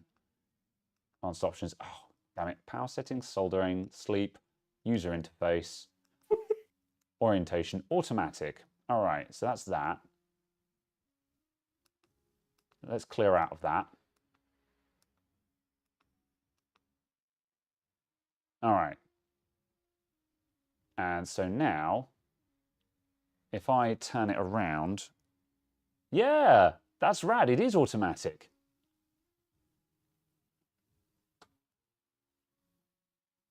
Oh, it stopped being automatic. It was automatic for a moment, and then it went over to right-handed again, and now it won't come off of right-handed. Well, try that again. Nope, it is decided. Oh, there we go. Orientation. Soldering out. Automatic mode is sketchy as hell, man. It changed for a moment then, and then it changed back. Don't put it on automatic. Yeah, automatic is bad. Yeah, automatic is bad. It's super, yeah. Annoying mode is that, oh, look, now it's gone back to left-handed. Now I've put it right-handed. Automatic is bad. Pick one. Now I need to change that now because that's going to drive me up the wall. For a moment, I was like, oh yeah, I'll leave it on automatic. That's a great idea. There we go. Right-handed. There we go. That'll do. All right, yeah, that's it. Sounds like a feature. Sounds like a feature defaults to right-handed only. Because that's the correct way. What are you, the Catholic Church? Actually, yeah, I retract my joke. I don't want to be associated with those people. Indeed. Yeah, there we go. Right. I'm not going to bother updating my Pinesill. I can't be bothered. The Pinesill has got good firmware on it. I don't care. But still, that's interesting. That was a lot easier than I thought it would be. I assumed that I'd have to download some kind of updater app and install a serial driver, you know, and all of that nonsense. Australia mode. a serial driver so you can get your Frosties. Only uses the rest sensor. Okay, yeah. Greetings from Germany. Thank you very much to Chris. How's it going? Right. Put strength, then flip. Good. I think we're mostly up to date. I think. Yeah. Let's see. What do you think of making live streams with a live repair? No, basically. You can do live stream repairs if you're doing something and either A, you know exactly what you're doing and how to fix it, or B, you have the means to account for any eventuality. So let's take, for example, Lewis Rossman popularized live streaming repairs. However, and Lewis Rossman is fixing MacBooks, and he has got a dozen identical breaker boards to get parts from. He's got most of the common parts that he might need already, and he's experienced enough to be able to just do windscreen wiper repair. And the windscreen wiper method is where you just, if a section is not working, you just clear the entire section of the board and put new parts on all of it. So whatever happens, he's prepared for that eventuality. I don't have that kind of facility, basically. So yeah, it's a cool idea, but it's very, very difficult to actually be prepared for that. I do like just fiddling with things where it doesn't matter if I win or lose. I like the idea, which is why I've kind of set up the bench cam, just so I can do that. The Coder does like live repairs. Yeah, that's another option, because yeah, the Coder does, he does consoles and DSs and stuff like that. So yeah, again, if you're prepared for it, it works. But yeah, live repairs are not my cup of tea, because also I'd have to be doing it in the evening. Otherwise, I'm going to get interrupted by customers all the time. Because the other thing as well is I'm very rarely working on one thing at a time. I'm usually fixing like 2 or 3 times things at the same time at any given time. So yeah, it kind of depends. Yeah. So yeah, let's see. Can you power limit that thing without any USB Type-C power source? Do you mean the Pinesill, or just the TS100 in general, the soldering irons? Because yes, you can current limit you can current limit or voltage limit the soldering irons to run them at a lower power rate. Is that built into the actual iron? So can you set the iron to only draw a certain amount? I don't think you can. I think they generally assume that the iron will just draw what you give it. And yeah, personally, I don't see why you do otherwise. If you want the iron to run at a lower power level, give it a smaller power source, basically. Yeah, because yeah, it will deal with what you give it. If you plug in a low power thing, so where's my? Now a sec. One such example. So one such example of a lower power thing is. Here's my battery setup. So bench setup.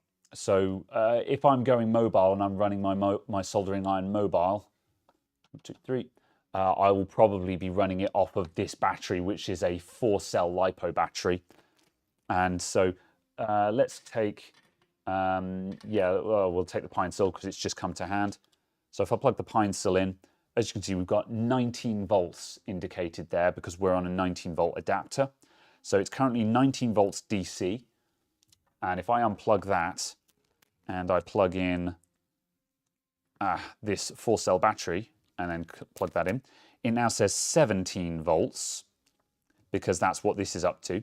And it's showing 17 volts DC jack. Because apparently this thing is running 17 volts. That sounds heckin'... Don't know what the hell I charge. Oh, it's at about like 16.8 volts, so it's rounded up to 17 because this thing is fully charged and it will charge up to about 16.8 volts. So yeah. So that's how you power limit them. Basically, they'll just work with what you give them. And generally speaking, you want to run at as much power as you can. I mean, I suppose if you wanted your battery to last longer, you might want to limit it, but I don't know, man. You get a couple of hours use out of a LiPo battery like that. If you had a big beefy LiPo battery, like I can't see any situation where you'd need to limit it. So you can tweak it in the config. Interesting, but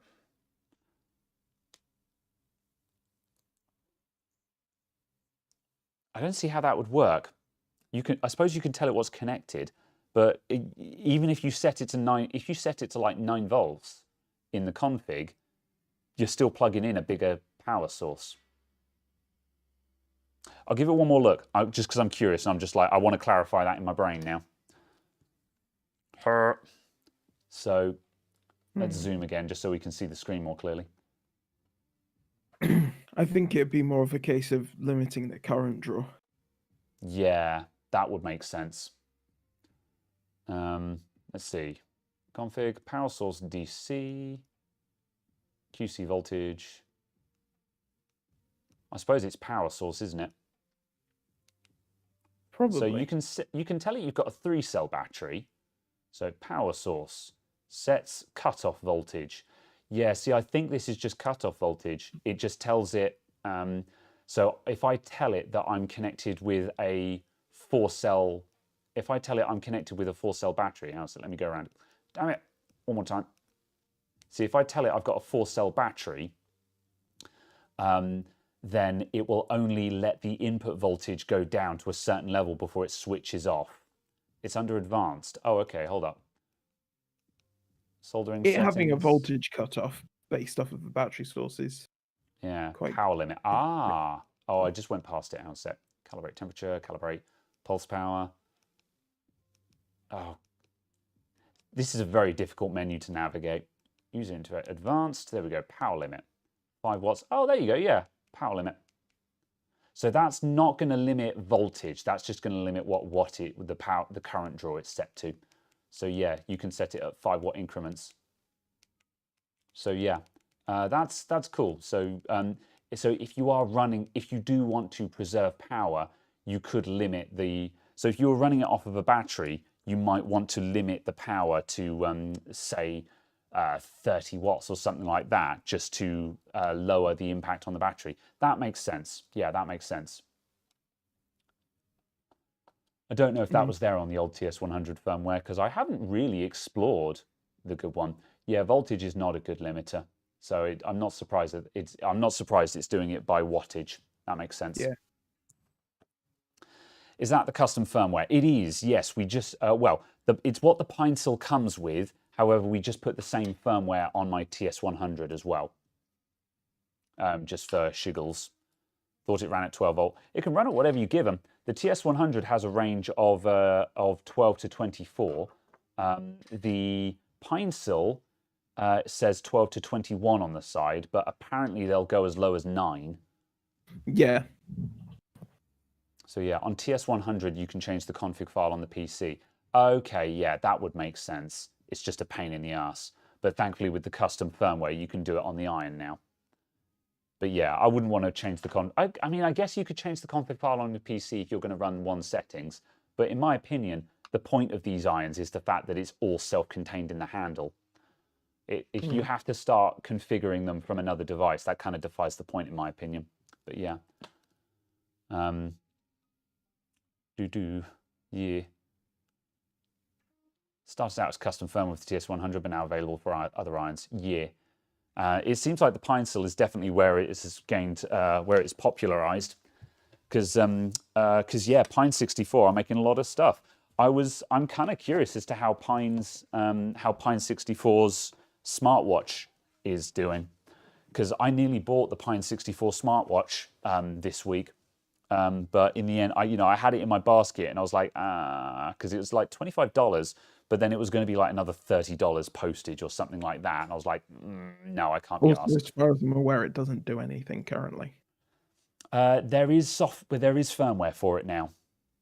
You can buy it with working firmware on it, and presumably it shows notifications and stuff like that. However, what stopped me from buying it is that it is still intended to be purchased by a developer. So yes, absolutely. Yeah, it was a case of last time I looked at it, it didn't do anything. Yeah, it does do stuff had now. Literally nothing in it because they were gone. Here is smartwatch hardware. Yeah. Go build software for it. Yeah, there is now software for it. Because that was announced very recently. But as I say, the thing is that software, like updating it is a pain in the ass, and it's a case of you need it really. If you're not a developer, you shouldn't buy it. So yeah, basically that fits in with a lot of Pine stuff. It's just a case of you probably shouldn't be buying it. Yeah, unless you're actually reasonably far down the rabbit hole already and know why you're buying it. Interesting. Yeah. Yes, I find this stuff very interesting, though. Yeah, it's mainly just because it's so cheap. Is the thing, They're making part of that is obviously the case of they have zero development costs for software. Yeah, pretty much. I'm going to start taking my VMU apart because I still want to do this while we chat. But yeah, so that obviously helps a reasonable amount. And then I'd imagine it's kind of a case of they're putting themselves as super low priority orders with manufacturers. So whenever the manufacturer kind of has space, they'll fit them in. But otherwise, there's no specific delivery time. Yeah. So that probably explains why the deliveries are so intermittent from them, because some people get their stuff really, really quickly, and some people's stuff gets delayed for ages. Yeah, and I think it's just kind of a case of just kind of that basically, and just oh, that's not too bad. They're just listed as super low priority orders. Yeah, you're looking at the Pinesill because it's cheaper than TS100. Yeah, that's more or less why I'm recommending it as well. It's cheaper and more versatile. As I've mentioned it already, but if you already have a TS100, stick with it. It's a great iron. If you don't have a soldering iron, then I would recommend the Pinesill. Absolutely. That's basically my opinion on that. However, both of them, considering they use basically the same tips, actual performance in them, there's basically nothing in it. Like I can pick any one of them up and do whatever I want with it, kind of thing. I haven't used the Pinesill and been like, oh man, the TS100 would have managed this by now. It's not like getting a different hot air station where the differences can be night and day. So yeah. Because you've already done the upgrade up to in-tip heating. Yeah. Because I think that's the biggest upgrade, or the point that most people see the biggest upgrade is the fact of obviously going to in-tip heating from it kind of being the like in-handle heater arrangement, which takes 5 minutes to get warm and has zero heat capacity. Yes. Yeah, in-tip heating is a different world. I mean, unless you've got a really good in-handle heater soldering iron, but those are like the big expensive Heikos that cost hundreds of dollars, and the tips cost hundreds of dollars. Very interesting. I just assumed as a layperson that all of the sort of more expensive ones, all of the proper brand ones, for want of a better description, would have just been in-tip heating ones. I believe they are these days, but there's lots of people who've got There's lots of people who've got old Heikos, you know, before in-tip heating was a thing, that are probably still perfectly good. And yes, Yeah. this is a Dreamcast VMU I'm fiddling. I've got my old Dreamcast out, but I went to put new batteries in the VMU and found that the old batteries in it, the old battery has leaked and it's made a mess of all the contacts. So I'm like, I'm going to try and clean this up before I put it in. I have no idea where my Dreamcast has gone. Yeah, I don't know what I'm doing with this really. I need some sandpaper or something to sand this down. So yeah, I'm using window and glass, which is a vinegar-based cleaner. So I don't have any pure vinegar, but I'm using a vinegar-based cleaner. I'm pretty sure you said at one point that you weren't going to do anything messy on that mat. This is only glass cleaner. I'm not And soldering vertebrae. on it. If I was, hold on. I'm sorry, just because I'm holding you to your own standards. Yes. Yes. There we go. Oh dear. I do need to get myself one of those ginormous desk pad majobbies though. Just because having two large mouse mats is very annoying. Yeah, I haven't seen coin cells like this leak it before either. However, these coin cells have been in there. I mean, I would have put them in there when I bought this Dreamcast. I bought it secondhand. I bought it secondhand probably 17 years ago. So yeah, Dremel wire brush. I might have one actually. That's a good idea because I don't have any steel wool or sanding paper at the moment. But I might have a steel brush, my Dremel. Let me find my Dremel accessories kit. It's okay, Si. I'll let you order one of those. Order one of what? What's he talking about? A Caradog face desk mat. No. If I don't approve of a body pillow, but maybe a blanket. Why, you want me to smother you? There it is. There is one in there. The Dremel accessory kit that Caradog bought for the shop at one point. And it has got a wire brush in it. So I can actually clean this up. Right nice, I can. Oh yeah, because I bought you a kit because I was fed up of you not having the parts. Well, now I've got the parts. Yes. So you don't need to buy me a kit.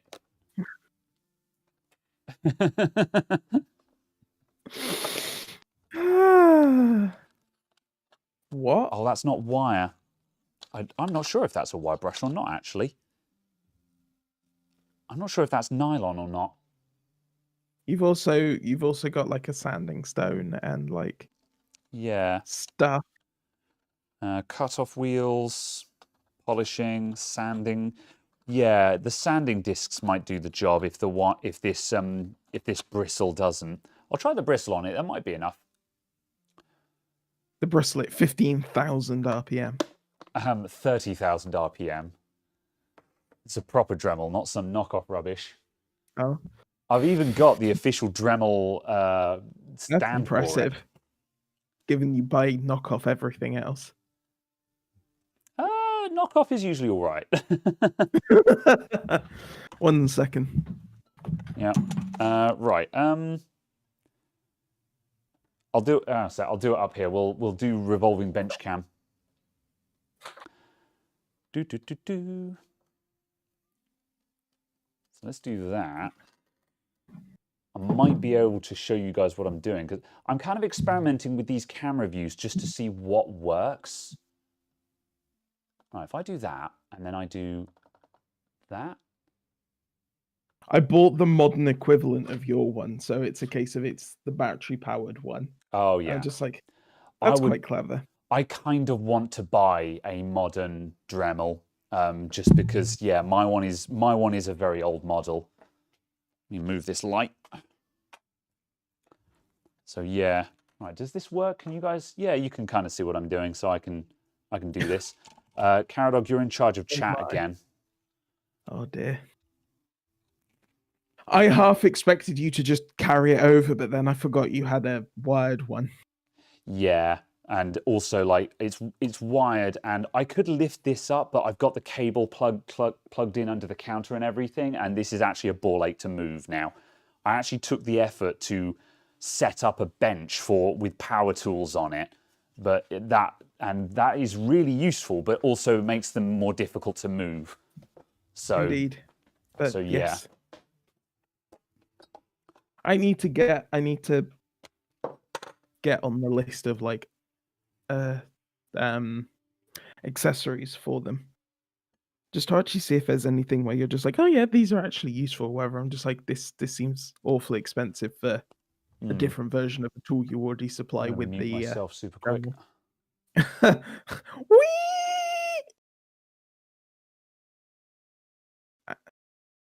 Angry 30,000 RPM noises.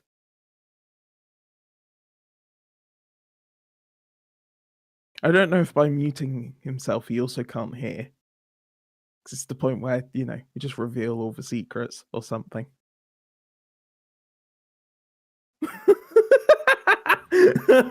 I can't actually hear anything you're saying. Oh, good. Excellent. This is the time we do the grand reveal or something.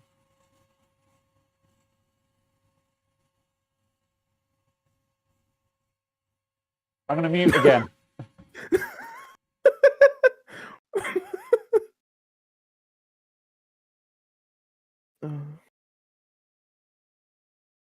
I find it very difficult to describe what the Dremel is, though, without describing it as a Dremel. Because it's like, what actually is the tool? Because they can't be Dremels, because how do you have generic ones?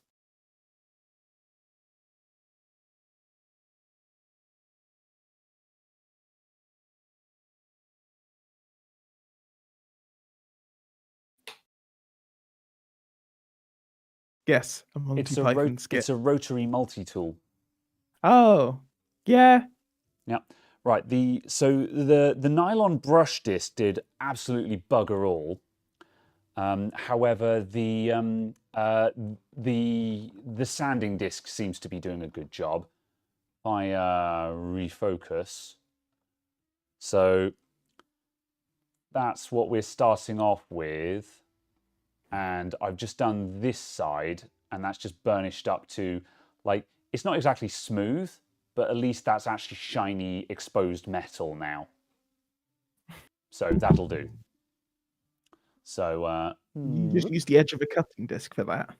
I could have, yeah, I could have just used the edge of a cutting disc for that, which is exactly why I'm what I normally do. So, yeah. Oh,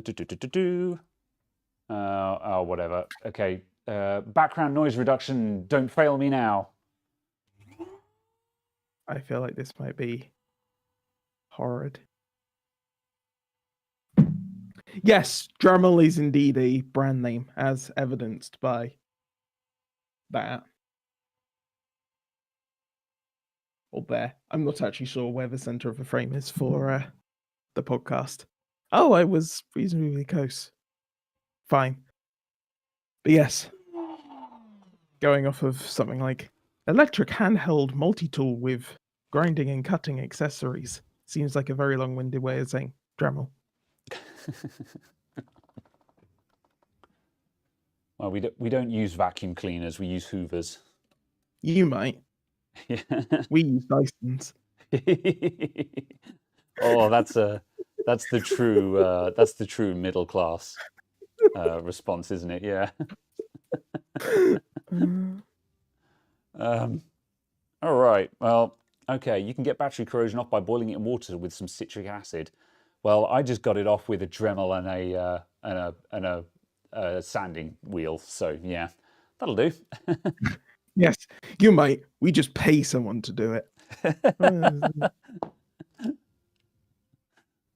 Right. What's been going on while I was Dremeling things? Discussions of What is a Dremel? yes, basically. Fair enough. Right. There's the small screw. I'll put that back in. Absolutely. I'm hoping that this thing has got something saved on it. I don't know if well. Oh no, I suppose this thing probably has volatile memory, so it's probably lost its contents.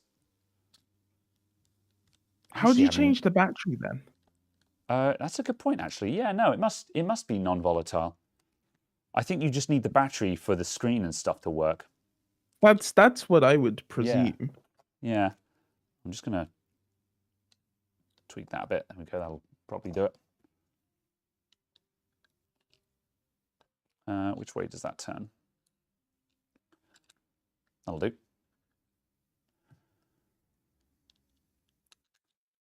I'm very excited to see if I actually had any games on this thing.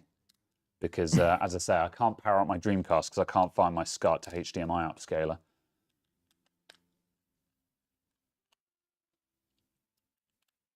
I have a SCART to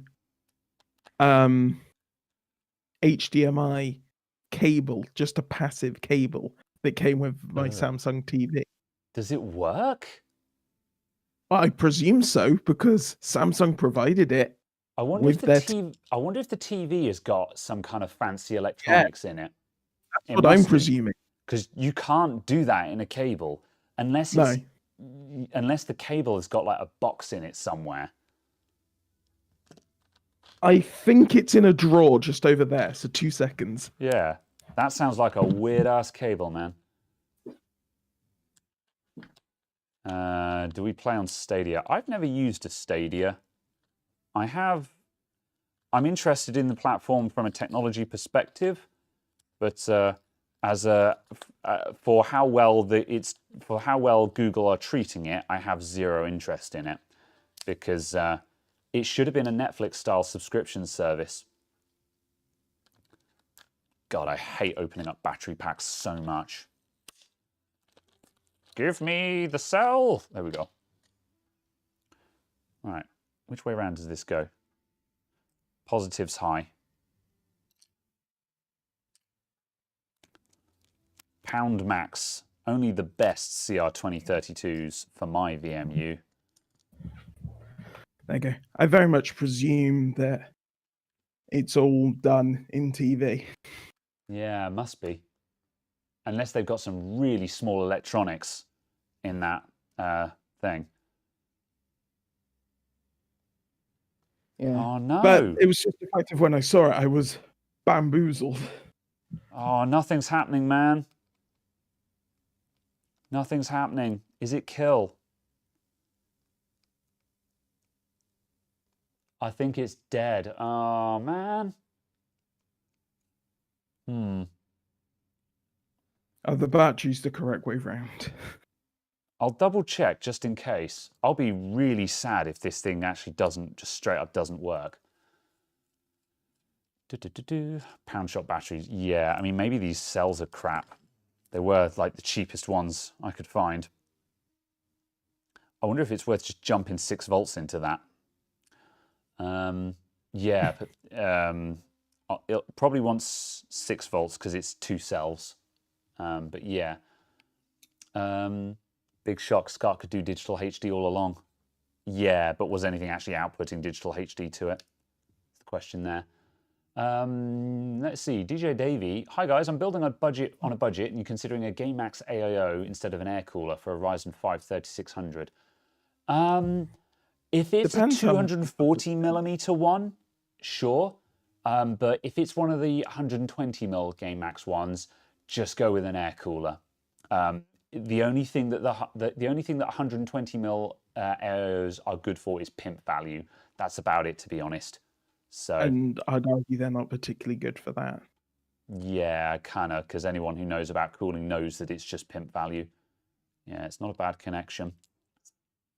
All right. Let's power supply up. I'm going to get my on-screen thing going. GameMax Ice Chill 120 is £50 basically. £50. Yeah. You can get a nice Be Quiet air cooler for that kind of money. You can get you can get a Pure Rock Slim for 25 quid. Yeah. Or for like £9 more, you can get yourself a Dark Rock 4. Yeah.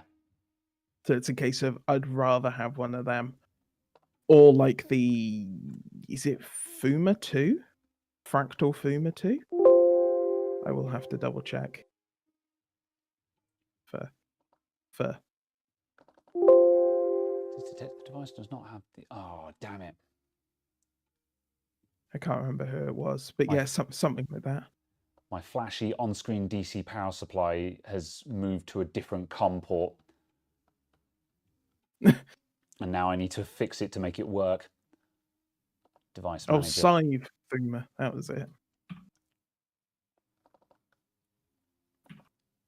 Right, it has moved to COM 8.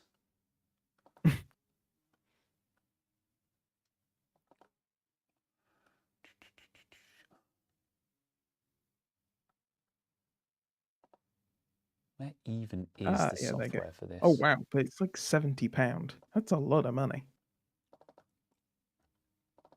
I would not want to spend that much money on that.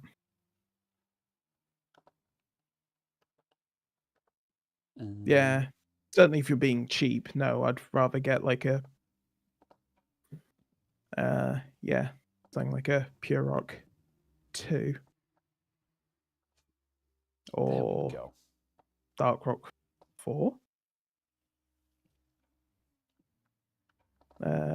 Yeah, or maybe like a D14. Then Noctua, I think D14 might be about that price as well. Sorry, U14. It's about £57. It's a little bit much.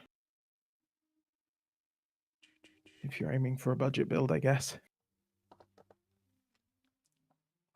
I'll be back with you guys in a moment.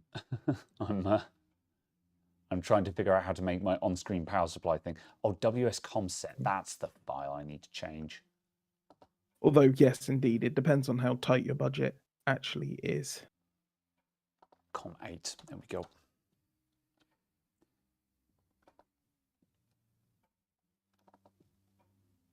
Because obviously, if you've got that smaller budget, it's also a case of possibly just worth actually using the Wraith cooler that comes in the box, because they're certainly good enough for effectively free coolers that are just included in the price of the processor. Yeah. Limit amps before you fry the device. Yeah, don't worry. Right, so now, let's see. So let's change that to, oh, if I can remember how to use my power supply. 6. And power off. Let's see. Amp set, 2 amps. Yeah, let's just drop that down. I'd be a bit worried if it was pulling 2 amps. No idea what to give it actually. Let's give it 1 amp, that'll do. Okay, so the bottom one is negative. Heck. You know, I might just viciously bend that up for a sec. Violence.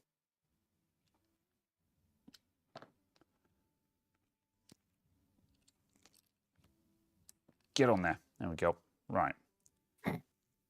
And I need to expose my plug. Sometimes I hate crocodile clips.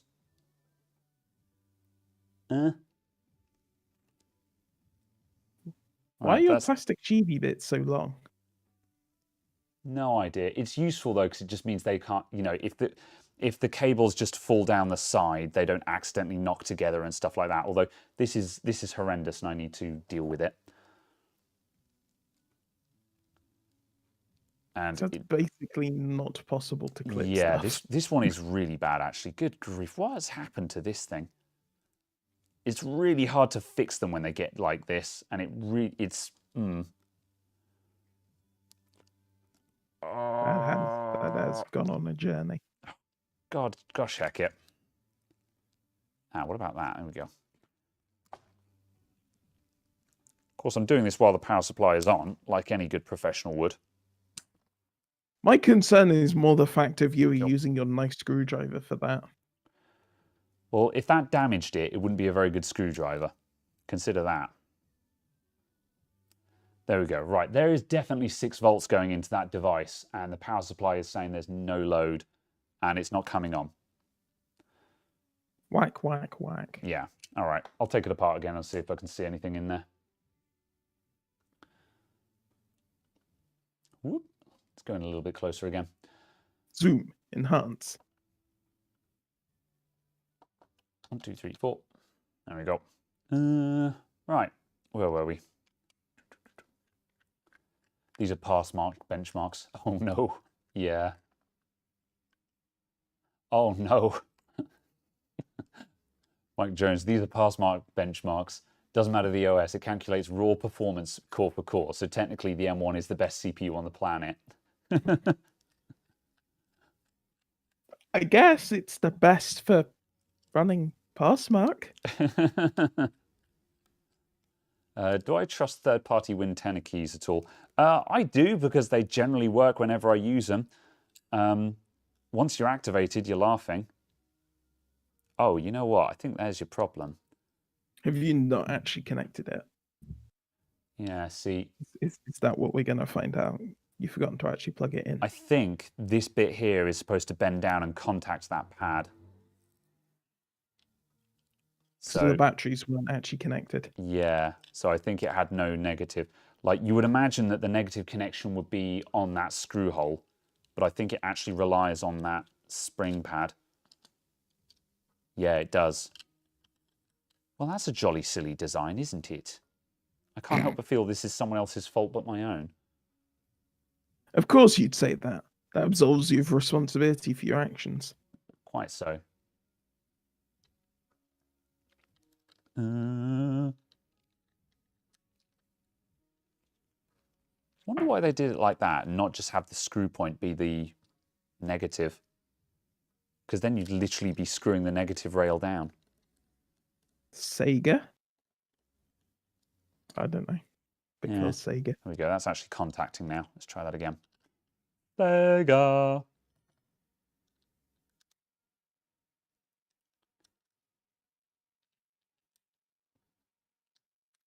I'm sad that I missed Slink streaming earlier on because I wanted to see if the new Pokemon Snap was any good. I never played the original, but I'm familiar with it as a game. It seems to be good for Pokemon Snap. Yeah. If that concept seems like a fun game to you, then sure, they don't seem to have massively broken it. Okay, here we go. Well, I try not to short circuit the batteries. Right, here we go. Here we go. And this time it works. Wabba! Wah, wah, wah, wah. God damn it. I just wanted to use my VMU, man. Just solder this freaking pad. That doesn't sound like a terrible idea. I'm going to actually power this thing up outside of the case. I keep doing this thinking, oh, it just needs a little bit of help and it'll work. Sonic Worm's got a question. Do tell. Dream crap. No, Arnold, how could you? Oh, I should probably take the batteries out first. I don't actually quite follow the story of why Sega stopped so abruptly from the consoles, given that the Dreamcast actually did reasonably well. Yeah. Wasn't the Dreamcast the best-selling console the year of its release or something like that? Ooh, not sure. I'm the wrong person to be asking. Someone else in chat might know. Oh, hello, Paige. And there's Paige. Just Hi, Paige. Hey, Paige. as if summoned. Did the Dreamcast do well? Did the Dreamcast do well, Paige? And yes, I'm fixing my VMU. I've cleaned up the contacts, however, it doesn't work, so I'm trying to fix it at the moment. Right, I might actually just desolder the little piezoelectric speaker so I don't have to worry about that. I'm turning on the soldering iron. All right, here's the question. Shall I use the Pine Sol or the TS100, everyone? Plot twist. Which one's no still got a tip difference. in it? They both have tips on them. It makes no difference. I'm using the pencil. Oh, Okay, I'll that shows Google a preference. it. There I you actually go. quite Yep. like the little rubber grip. Oh, Paige is Googling it. Dreamcast sold 9.1 million units. Well, that sounds like a lot. That sounds certainly like enough to continue making them. Am I in focus? I have no idea if I'm in focus. Actually, hang on a sec. Let me. No, I won't give myself a full screen view because then I won't be able to see chat or anything. Full screen. Oh no! Right, now that's out of the way, I can take the rest of this thing apart. How are we doing for That's time? a shame. Oh no, it's 2 hours 20. Why do I do this to myself? Every time. Yeah, we're over time, and I'm taking an old toy to bits again. Piracy killed it. Yeah. Interesting. After you repair this, can you mod the Dreamcast to HDMI? Is such a thing even possible? Serious question. Yes.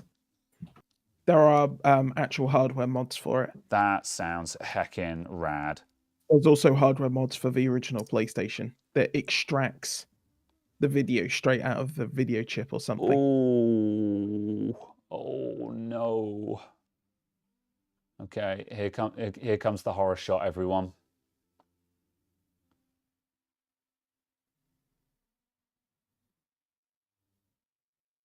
See the chip legs in there behind that capacitor. No, I don't, because it's out of focus. See the brown capacitor in the middle of the screen, row of silver pins. And the brown pins. Yeah, brown pins. Oh dear. You also appear to have some growth coming up off of the circuit board. Right, are these just zebra strips? Yeah, I think I can just pull the screen off. I think that's just zebra strips.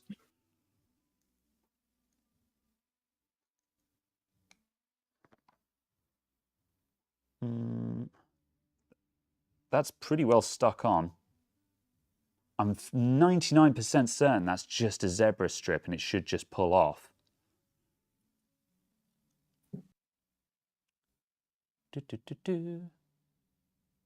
I'm just trying to catch up on chat while I do this. Water damage, leaky battery.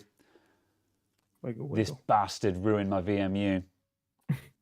Heat with flux in the pencil. Yeah. The thing that I wonder if it will still work as a memory unit, because I know it worked as a memory card without the batteries. Yeah.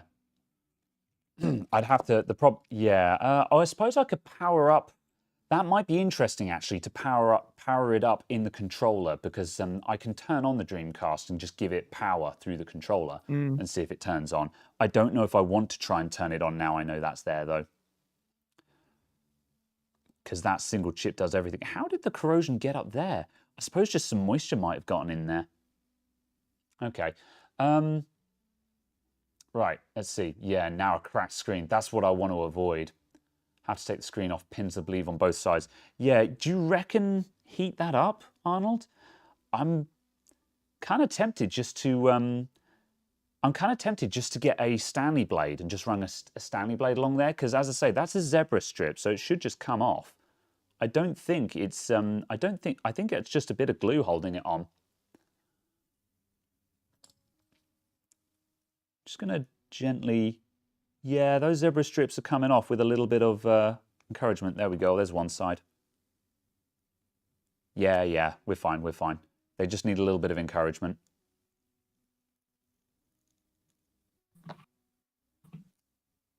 There we go.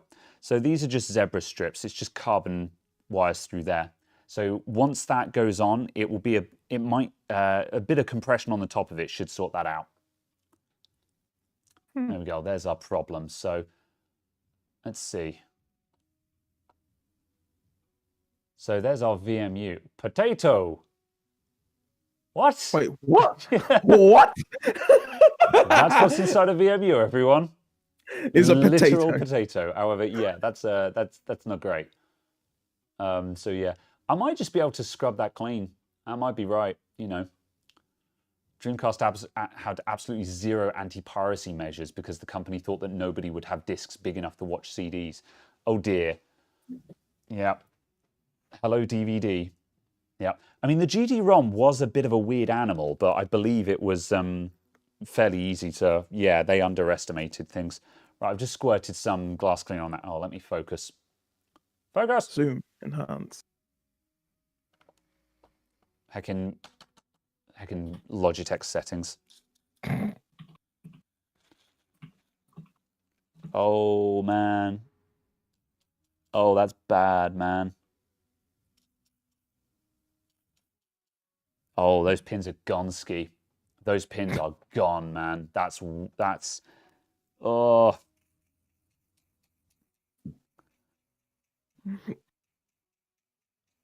Okay.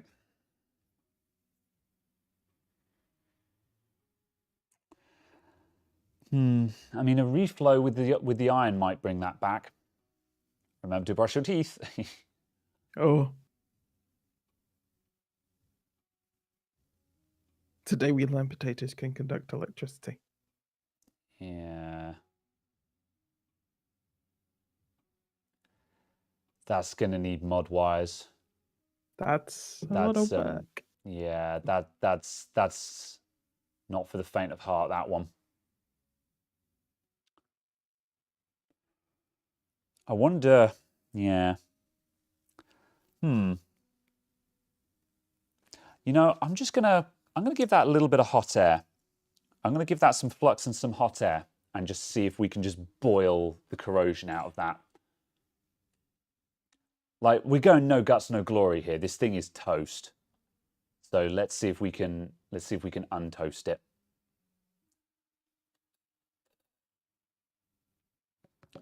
Right.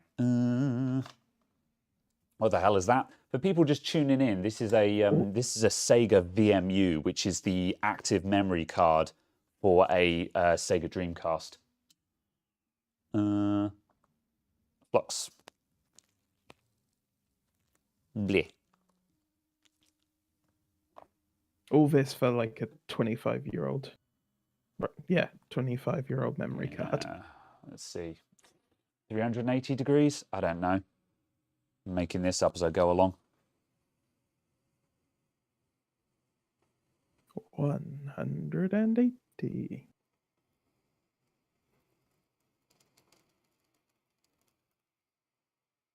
Oh, it's frying tonight in there. It's crackling. Oh, Lord.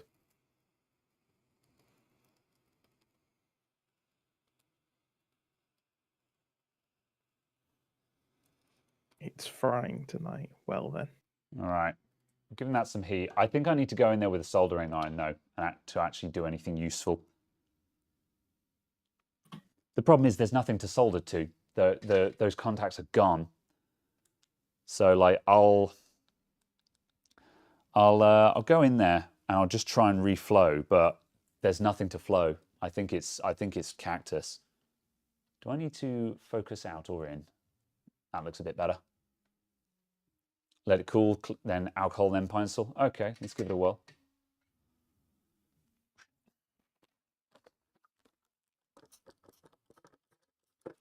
You answered the question, does Still too hot. Dreamcast run on a potato?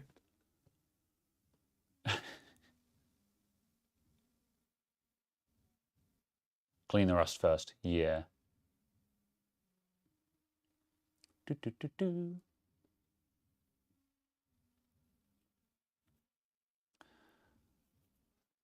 Dreamcast came out in '99. Yeah, Japan got everything super early. Oh, man.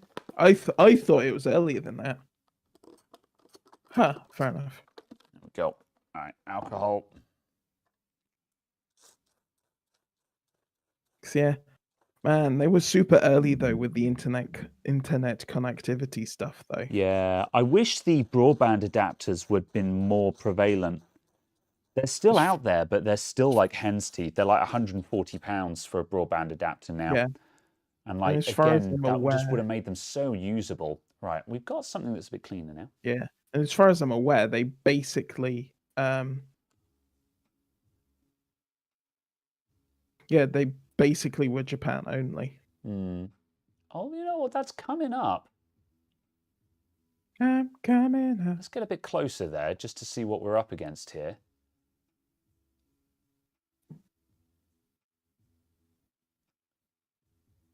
You know, I think the soldering iron might bring those pads back. I think we're getting there.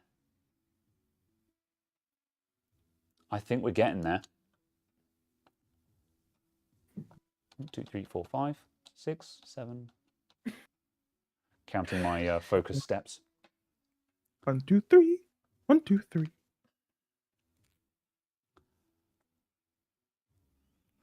Right. Bit more flux in there. Get off. Oh, that'll do. Right.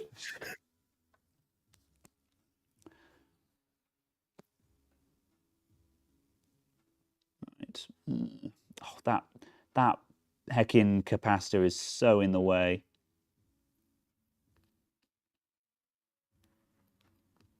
I think all my solder is going onto the top of the tip.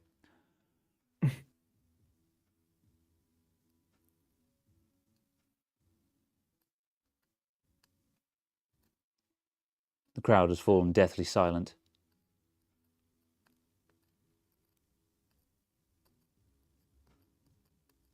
I can't really see what I'm doing, by the way, because I've got the camera in the way. I'm kind of just, get the cap out. Yeah, I think so. Sort of stroking at it. Well, that's what I'm doing first, just to see if any of the solder takes, but I can't get the iron in there properly. So yeah, I'm taking that cap off. Let's see, 400 degrees, low air, real low airflow.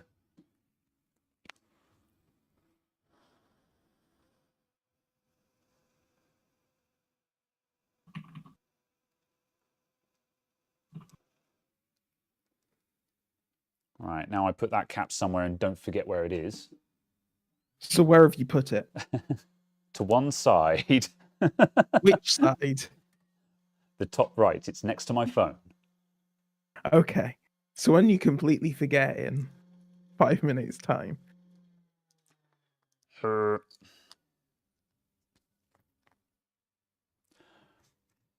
Okay. That's better. We can get in there now.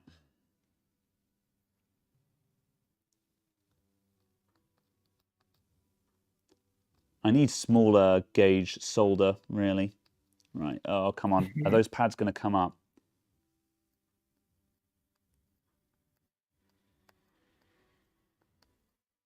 Are these pads going to come up? What pads? What pads? Yeah. Someone mentioned fiberglass pen, and I don't have one at the moment because my fiberglass pen ran out. But I am tempted just to... I might just get in there with the tweezers and just have a little bit of a scrape and just see if there's actually a pad there. Which mic strip do I use? This is a webcam. Because I'm a mad lad. Heat flux needle with pine saw. Yeah, that's a good idea. Heat with air to make solder separate between pads. I need to get in there and just see what's going on a bit more. All right, hang on a sec. I'm going to rearrange my windows a sec. I want a full screen preview so I can actually see my own camera properly. And I want to put the chat over there. And then you're going to use that full screen as a... Then we use the full screen preview as the poor man's microscope. Yeah. Yeah. Oops. However, I need to get my my focus control in the right place. Focus. Focus. Oh yeah, those pads are gone, man. Those pads are gone. Right, where's my... Let's actually have a look though. I need to adjust the camera just so I can actually get tool implements under it because the camera's about an inch away from the thing at the moment. Right, that's as close as I can go and still be able to get anything in there. Those pads are gone. Ooh.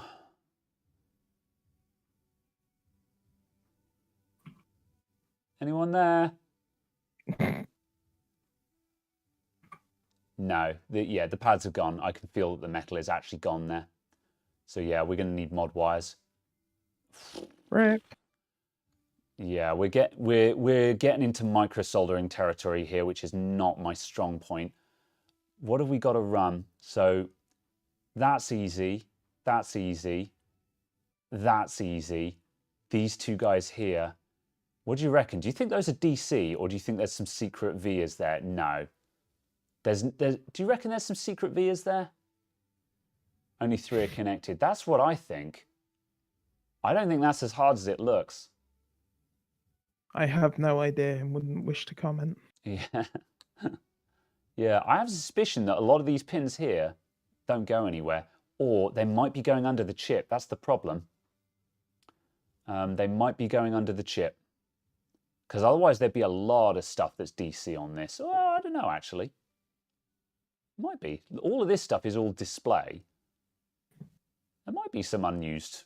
There might be a lot of unused pins on it. Some pins aren't used, no secret underpin. Okay. Scratch it with a knife. There's nothing there, Guru. There's nothing there. The metal is gone. Could be under the chip. Yeah. Well, you know what? Let's hook up the ones that we can see and see if we get lucky. Right. I'm way out of my depth with this, but let's try. Where is... I need the enamel wire, and I've got some if I can find it. I bet I can't find it though, just to spite me. Probably. Ah, here it is. Let me see, 27, 33. I've got some 33 gauge enamel wire. That might be too, yeah, that should do it.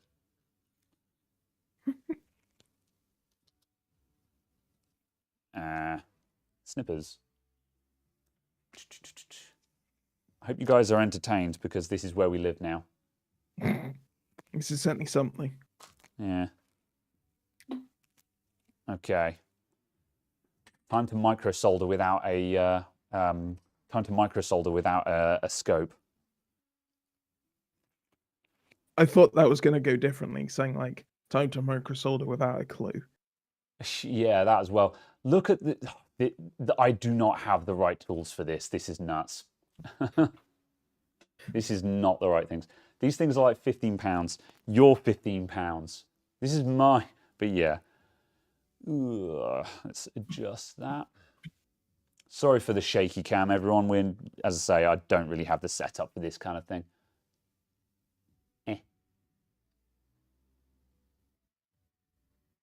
There we go. We just want to get some solder onto those pins.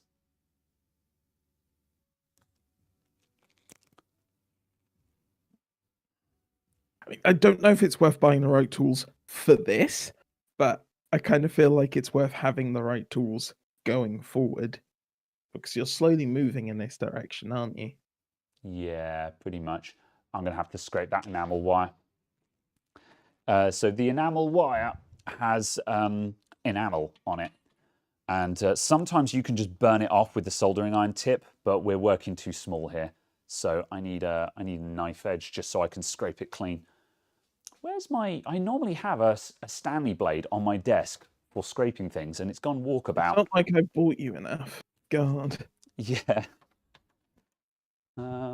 Oh, apropos to absolutely nothing other than the fact I saw it on the homepage of eBay. The Pixel 4a and 4a 5G are discounted right now from the Google store. Oh, yes, I was very tempted, but I've spent a lot of money recently. So, like a 5800X. Yeah, which I still need to pay you for, actually.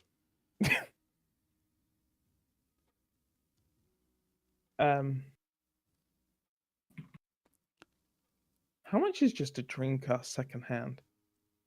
Wait, £25? Not that low, I don't think. I think they're like... Oh, no, that's an auction. I just saw it and was just like, wait, what? Yeah. But no, someone's trying to buy it now for 130. Oh, I think they're worth less than that. I think you can get one for like 70 quid. Oh, that's very grubby. Why is that so grubby? Oh. That's the downside with looking at anything on eBay. You suddenly just go, wow, why is that so grubby? Yeah. Oh, what? I thought I'd actually scraped that clean, but now I've actually put it under the camera. It's like, no, there's still a lot of... Bloody hell.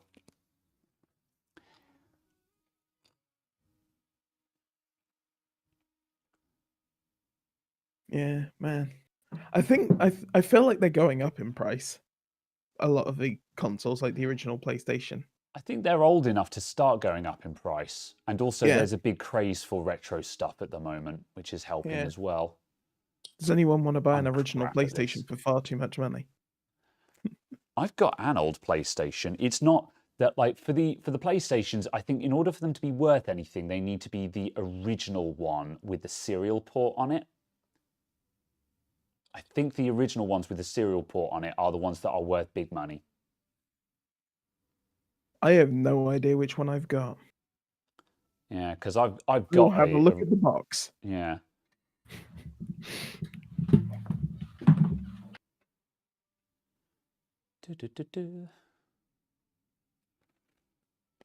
Okay, right. I'm just going to adjust my positioning just so I'm more comfortable. Remember, everyone, make it work for you. If you can't hold things at a good angle, move it to an angle where you can hold it.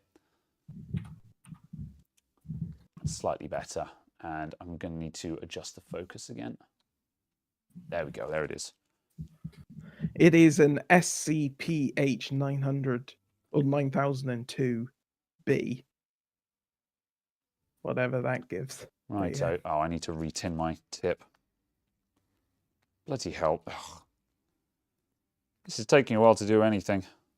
If anyone's watching, I'm way out this is micro soldering, which is way out of my depth. However, it's probably a good thing to be practicing on, to be honest, because it's not actually worth much. Oh, there you go. List of PlayStation models. Oh, wow. Apparently mine is quite late. Come on. Oh, yes. Mine has a reduced size PCB and removed parallel Let's port. get some more but flux in there. still has a serial port.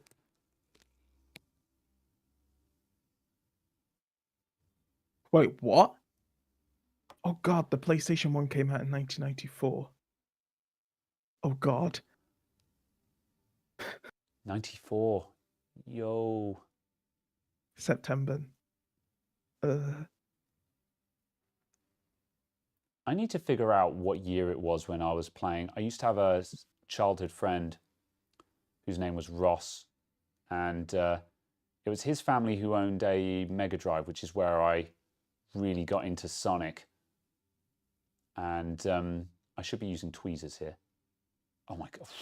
Okay, get tweezers, Graham, tweezers.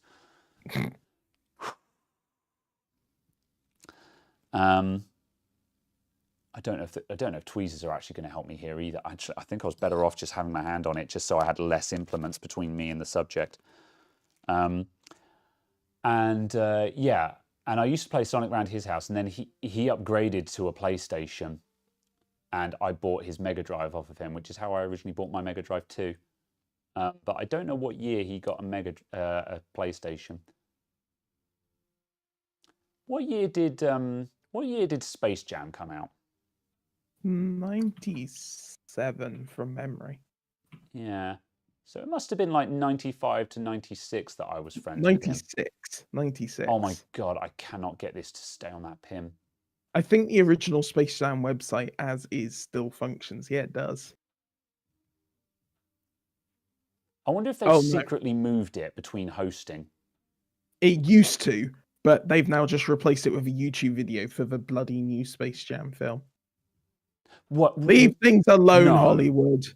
Wait, sorry, they've changed the original Space Jam website to just be a hot link to a YouTube video. Oh, that's a travesty. That is a travesty. Yeah, and they've changed it to A New Legacy. They've changed the title and everything. That's horrendous, and I'm angry about that. Yeah. Right. So what? I'm getting my fingers closer just so I can.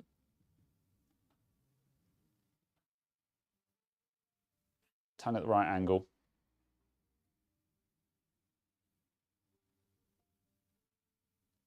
Ugh. Ow! Oh my God, I burnt my finger that time and it still didn't go on.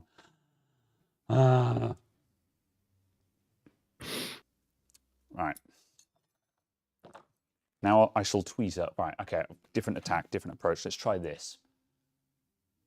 Yeah. Right. I need to melt the flux again because I can't bloody see anything in there.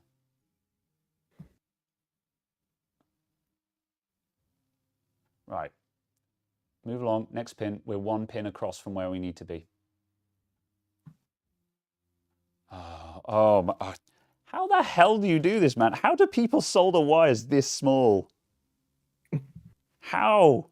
How do they do it? I guess a lot of practice. Yeah. Well, I mean, we're going to practice somehow. This is the practice. I hope that everyone else who micro solders, their first time micro soldering, they were having as much of a mare of a time as I am. Oh, come on, that's on. That's on. That's on. I'm just glad you're attempting this and not me. It's not sticking. Ah, the wire isn't tinned on the underside. The top side of it looked tinned, but the underside was not. Okay, I've turned the wire over. Yes, as Paige says, I also imagine they possibly had the correct equipment. True. There we go. I had it, and then I desoldered it because I'm an idiot. It was on, and I was like, "Oh, we'll just try it. We'll just improve that."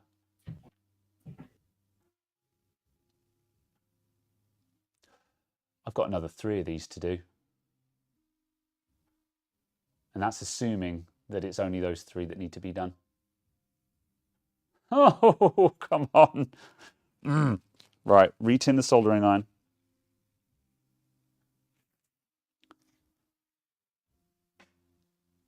Clean the bloody pins. They are clean.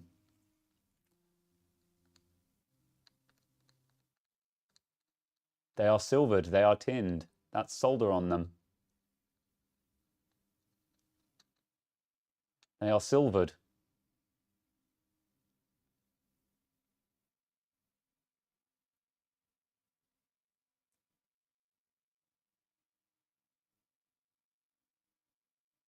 Right, that is on. It's just got nothing to hold on to.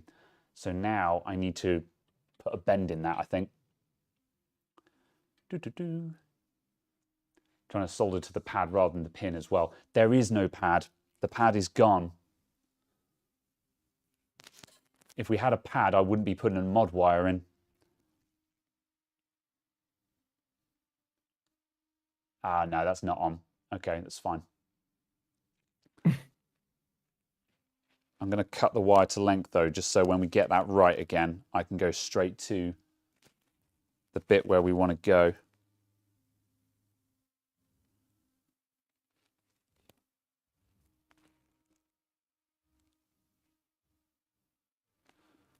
Whoop. Bloody hell. I keep putting smaller and smaller bends in this, thinking surely that'll fit on. It's like, no, it's still too big. It looks big when you put it on screen, and then when you actually look at it with your naked eye, you're like, frickin' hell.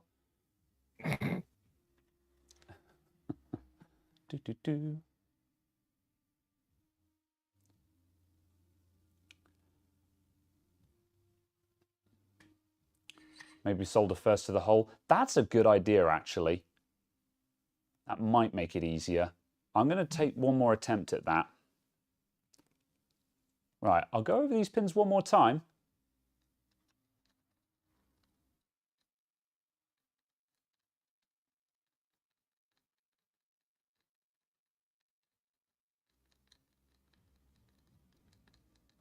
Right.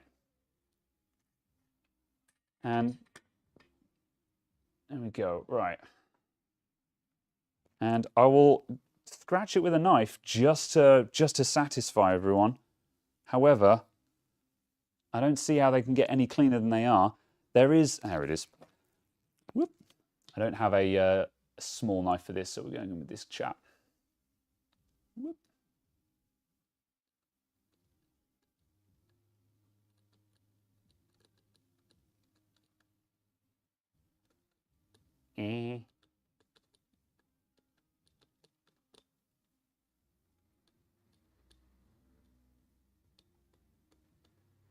There we go. That is as clean as they're going to get. There's still corrosion behind them, which I think is what people are seeing.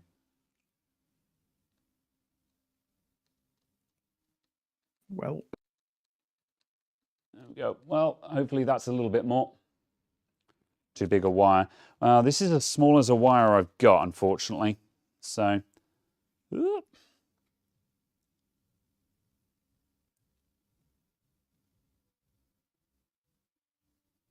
I need a smaller soldering iron is what I need. And I need the board to stop moving as well. Oh, my word. Okay, come off. you'll get there. Yeah. I mean, at the end of the day, this is, you gotta practice somehow, haven't you? Ah, come on. It's just hooked behind that pin. Get in there.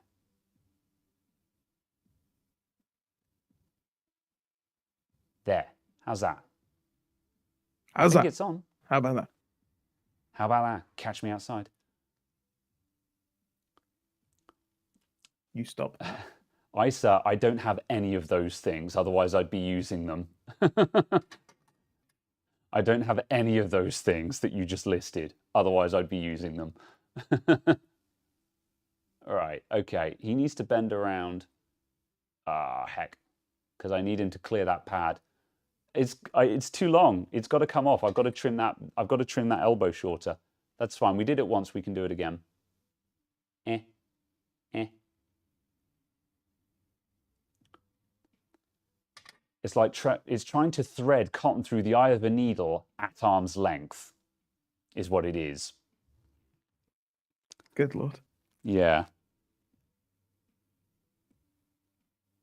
Let's try that. There we go. I might have just been too vicious on that, but let's... Here we go. Right, that will need tinning. I will tin that on that pad there.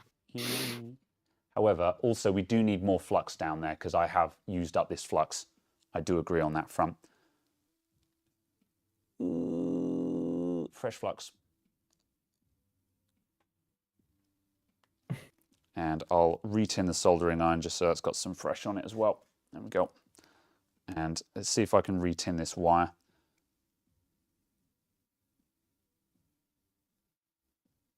There we go. Right, the wire has been retinned. Okay, right, here we go, this time. Have we actually just brought up that pad? No, yeah, the trace is still gone. Yeah.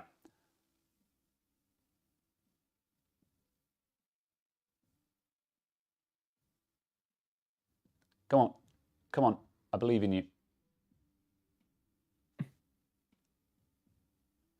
The tip is on again. The tip is on. Oh, no, it's not. No, it's not. It's trying to be on, but it's not on properly. Yeah, there it goes. It's gone again.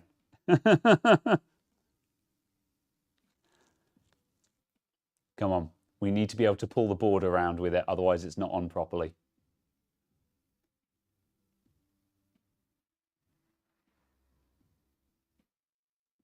Oh, come on.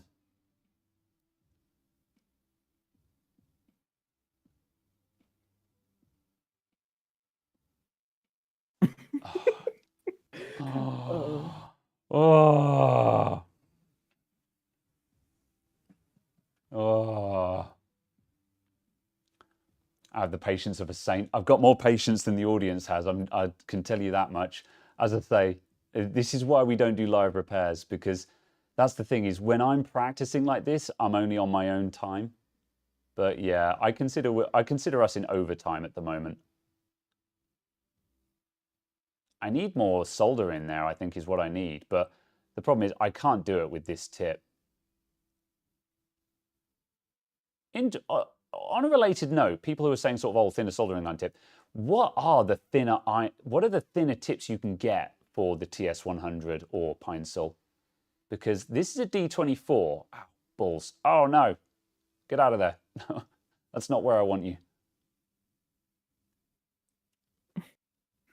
Because I don't know what other thinner tips there are other than getting an actual micro pencil, which would be for like a Heiko or something like that.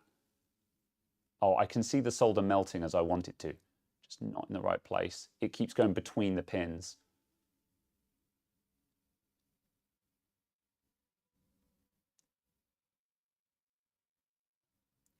There, I got it. I got it. Ah.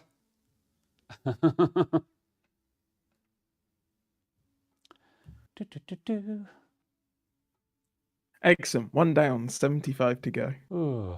The Heikos do work in the TS100? That's interesting. Use thinner wire. I don't have thinner wire. Okay. Pencil tip. I've got a KU. I might have a BC2.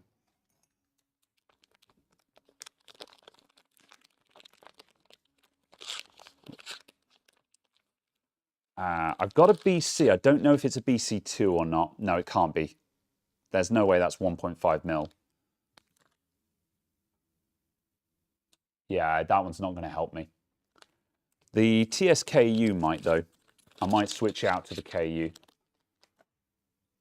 In fact, I will.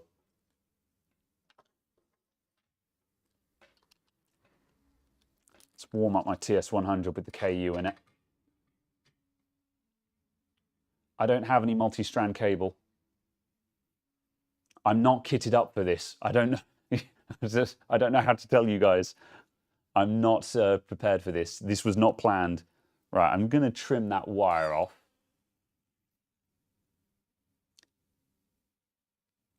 Eep.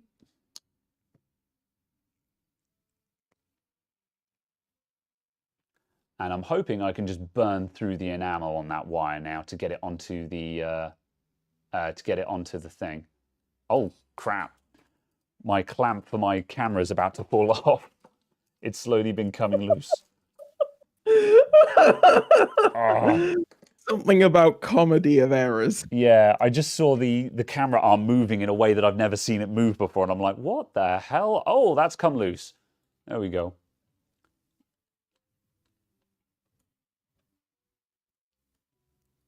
All right.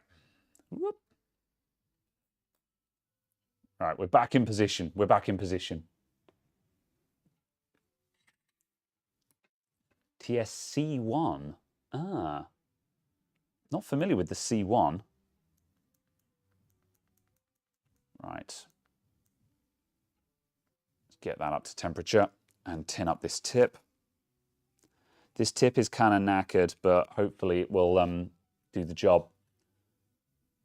There we go. I've retinned it. Right, TSKU is coming in.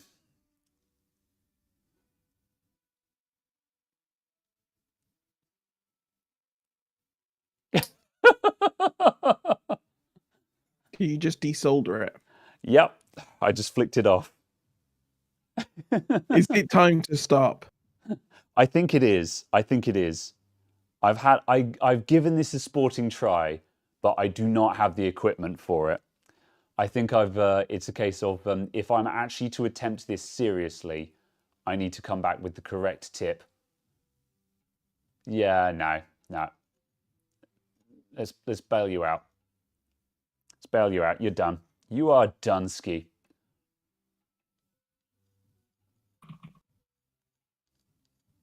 Clean up after that. As Paige says, don't forget about the capacitor. Don't forget about the cap. Yeah. Yeah, I might stick the capacitor on there for now and then come back to this. I need to acquire a really small tip and then have another swing at this, I think. Because, yeah, the issue is just everything is too big. So, yeah, smaller tip, some smaller enamel wire, and then try it again. But, yeah, I'll stick the cap on there just so I don't lose it.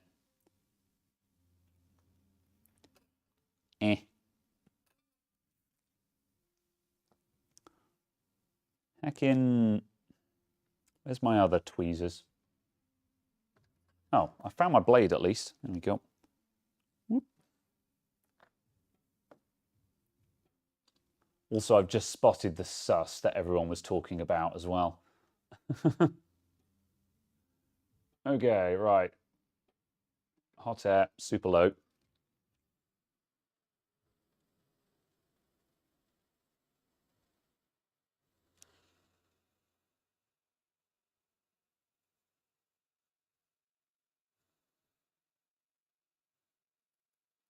we go. That's back on.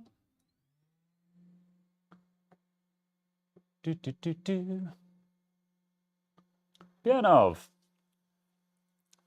I'm super embarrassed that you've come in for a very failed attempt at micro soldering. However, yeah, I need the equipment for this basically. So yeah, I feel like this is a really good project for a practice run though. I feel like this could be a really good pet project for me. So this was 33 gauge wire. Does anyone have any? So this was 33 gauge wire. Does anyone have any suggestions for what gauge I should go for? What do you like? 40 gauge?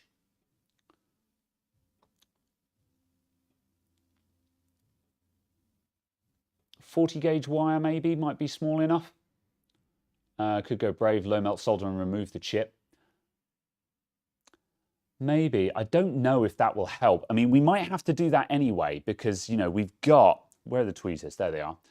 We've got like those two pins there and there, those middle ones. We don't know where those are going. Those might be going under the chip. So yeah, it's entirely possible that we need to take the chip off anyway. And I'm kind of tempted to say, and really I kind of need to know that before I actually successfully jumper wire these. 0.1 mil.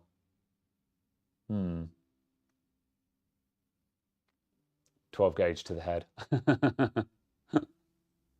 To be continued. Maybe, yeah. I'll come back to this at some point. 40 gauge is 0.08. Oh, I have lost audio. Have my headphones died? Are you still there, Caradog? Just a random video appears in like a couple of months' time. There's hacking! Dreamcast! Memory unit! And it's damn chip! Yeah. Made me buy all this equipment. Thanks to my sponsor of. Yeah. 38 gauge. Okay, 38 gauge wire. Cool. Okay, I'll get some smaller wire. Because the problem is, most of the time when I'm buying wire, they measure it in gauges. So I know that's American, but that's just what I see when I'm looking. But yeah. Can you see the board under pass-through holes? That's a good idea. Hang on a sec. Let's flip this guy over. There might be.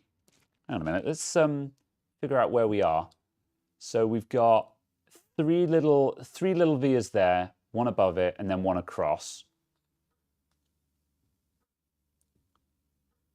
3 little vias, one above it, one across. So there are vias under the chip. So it's quite possible that those 2 pins are going up to there. That seems likely to me. I think the chip needs to come off because I think we're gonna need to do repair under there as well. And I don't know. We wouldn't even be able to get mod wires under there. I'm thinking that this is actually a lost cause. Even if I got good and did that one and did the 2 cap wires and this guy here, I don't think it's possible to get those guys under the board. So yeah, I think I'm fighting a losing battle here. I mean, it might be good to do those 3 wires just for practice, but actually making this thing work again, I think we're turbo dead. Shall I see if I can hot air the whole chip off the board just as a final last hurrah? Because I think this thing is toast. You can solder a strand of wick. Could do. Yeah. Yeah, you know what? I'm going to try and hot air the whole thing off. Just so we can see what's under it. I think this VMU is dead. And considering VMUs are super cheap, this is not a rare piece of equipment. I'm just going to take the chip off and see if there's anything under there. It's not like it's a broadband adapter. Yeah, exactly. It's a tough fix even for pros. That makes me feel a lot better, Arnold. That does make me feel a lot better.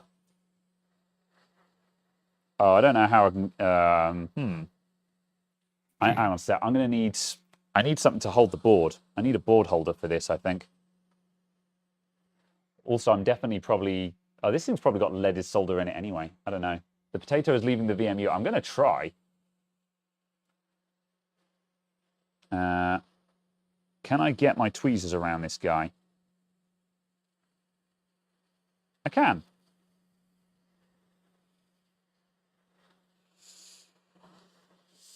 Oh no. Let's find out what we were up against.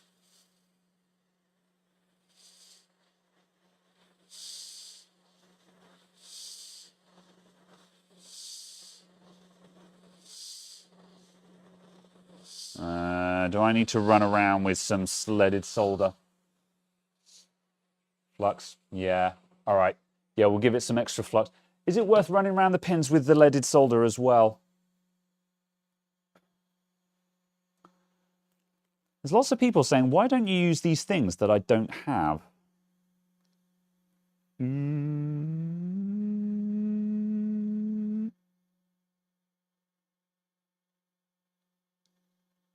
I also need new flux, because this flux is bollocks. There we go. I mean, conveniently, you've used a load of it on this. This is true. This is true.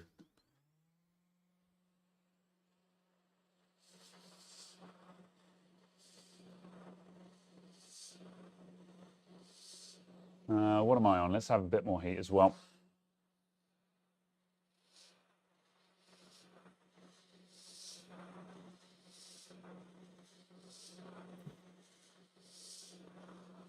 I probably should have run the soldering iron around it while I was at it.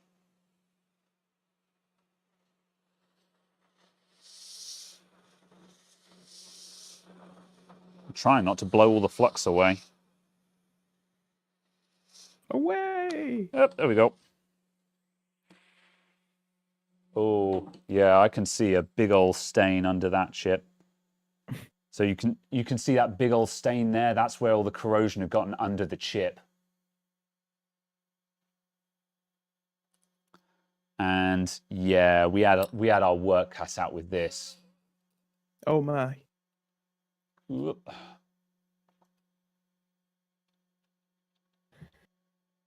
Yeah, look at that. No, we never had a chance. Apparently, though, your efforts were certainly good enough for someone to want to become a channel member. Yeah, thank you, Martin Baker. Much appreciated. Yeah, yeah. So both of those pins were connected under the chip. There's the rest of our corrosion that was under the chip there. And yeah, those pins were gone. Oh, that's a big sad, man. So actually, if we have a look at this, oh man, look at that. That's how it happened. So this is where the button cells come down. The corrosion from the button cell, here's the leaky cell. It's come out of the cell and it's gone through the vias in the board. That's how it's gotten under the chip. It went through the vias in the board, and that's how the corrosion got to the chip. That's a shame, man. Yeah. That's a big shame. Can the chip be put on a replacement board? It probably could. The chip is probably fine. However, didn't someone look this up and see that VMUs were like £5 on eBay? Yeah. Yeah. I think it was 15 or something, but yeah. Oh, 15, sure. Yeah. I mean, for the challenge of doing it, yeah, sure. Yeah, but for the challenge of doing it, it was a fun repair, but this isn't a valuable item. Yeah. Yeah.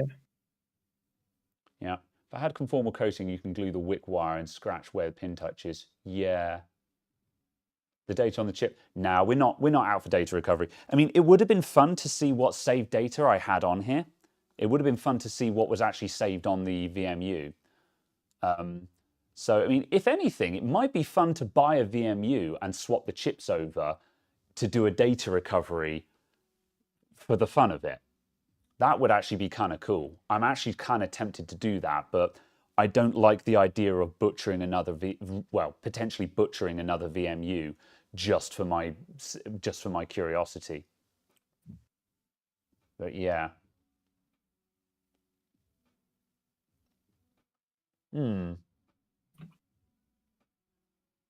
Interesting.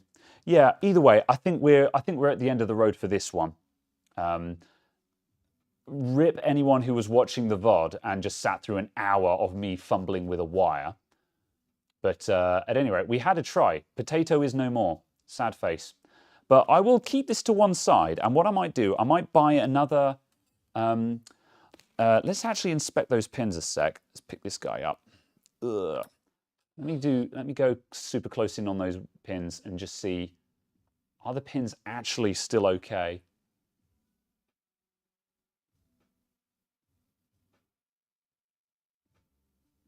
Yeah, the underside of those pins will pick up. They're still there. Yeah.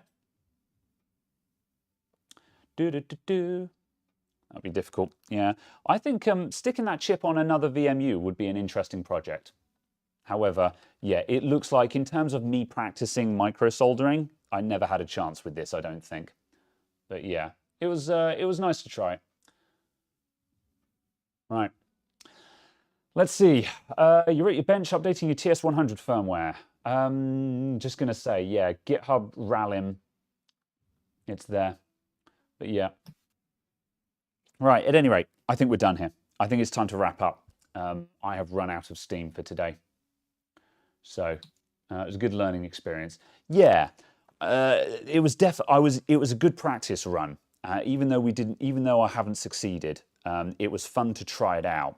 Because it's a case of I've never tried it. I've never tried soldering anything super small, and I wanted to just actually have a go at that and be like, right, actually, how hard is this? Because I've done repairs that people have said you can't do this without X, Y, Z, and I've done it.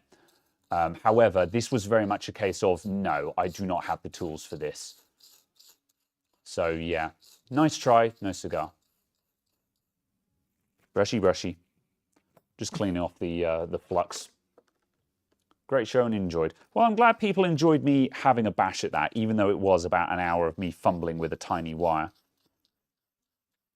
But yeah, that was kind of interesting. Where's my precision loo roll? Do you pay extra for that? Yeah, Charmin. It's not. There we go. Fair enough. Oh, well, at the very least, that's what's inside a VMU. Wah. Michael Casper, thanks for the $2. You enjoyed the poster more. Oh, the flux isn't too bad. It didn't turn dark or super bad. All right, fair enough.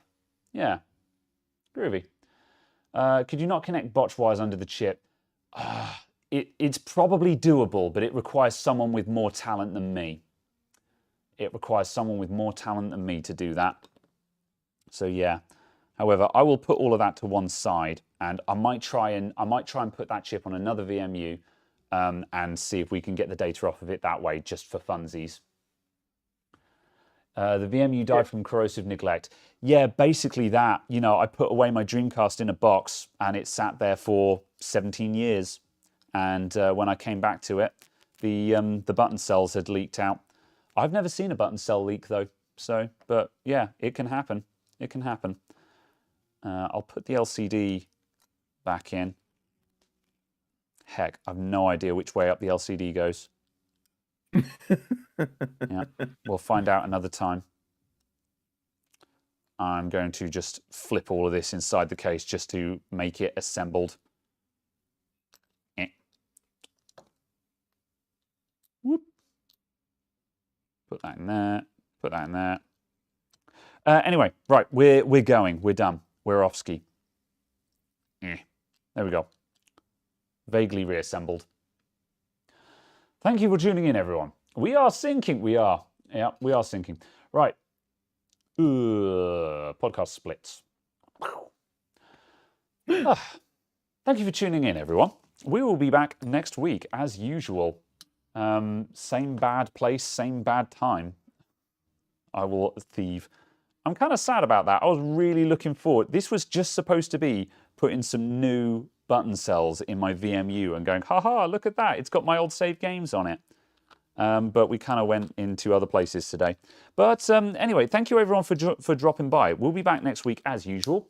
And thank you for all of the people who showed up today. Thank you for the channel members. Thank you for the super chats.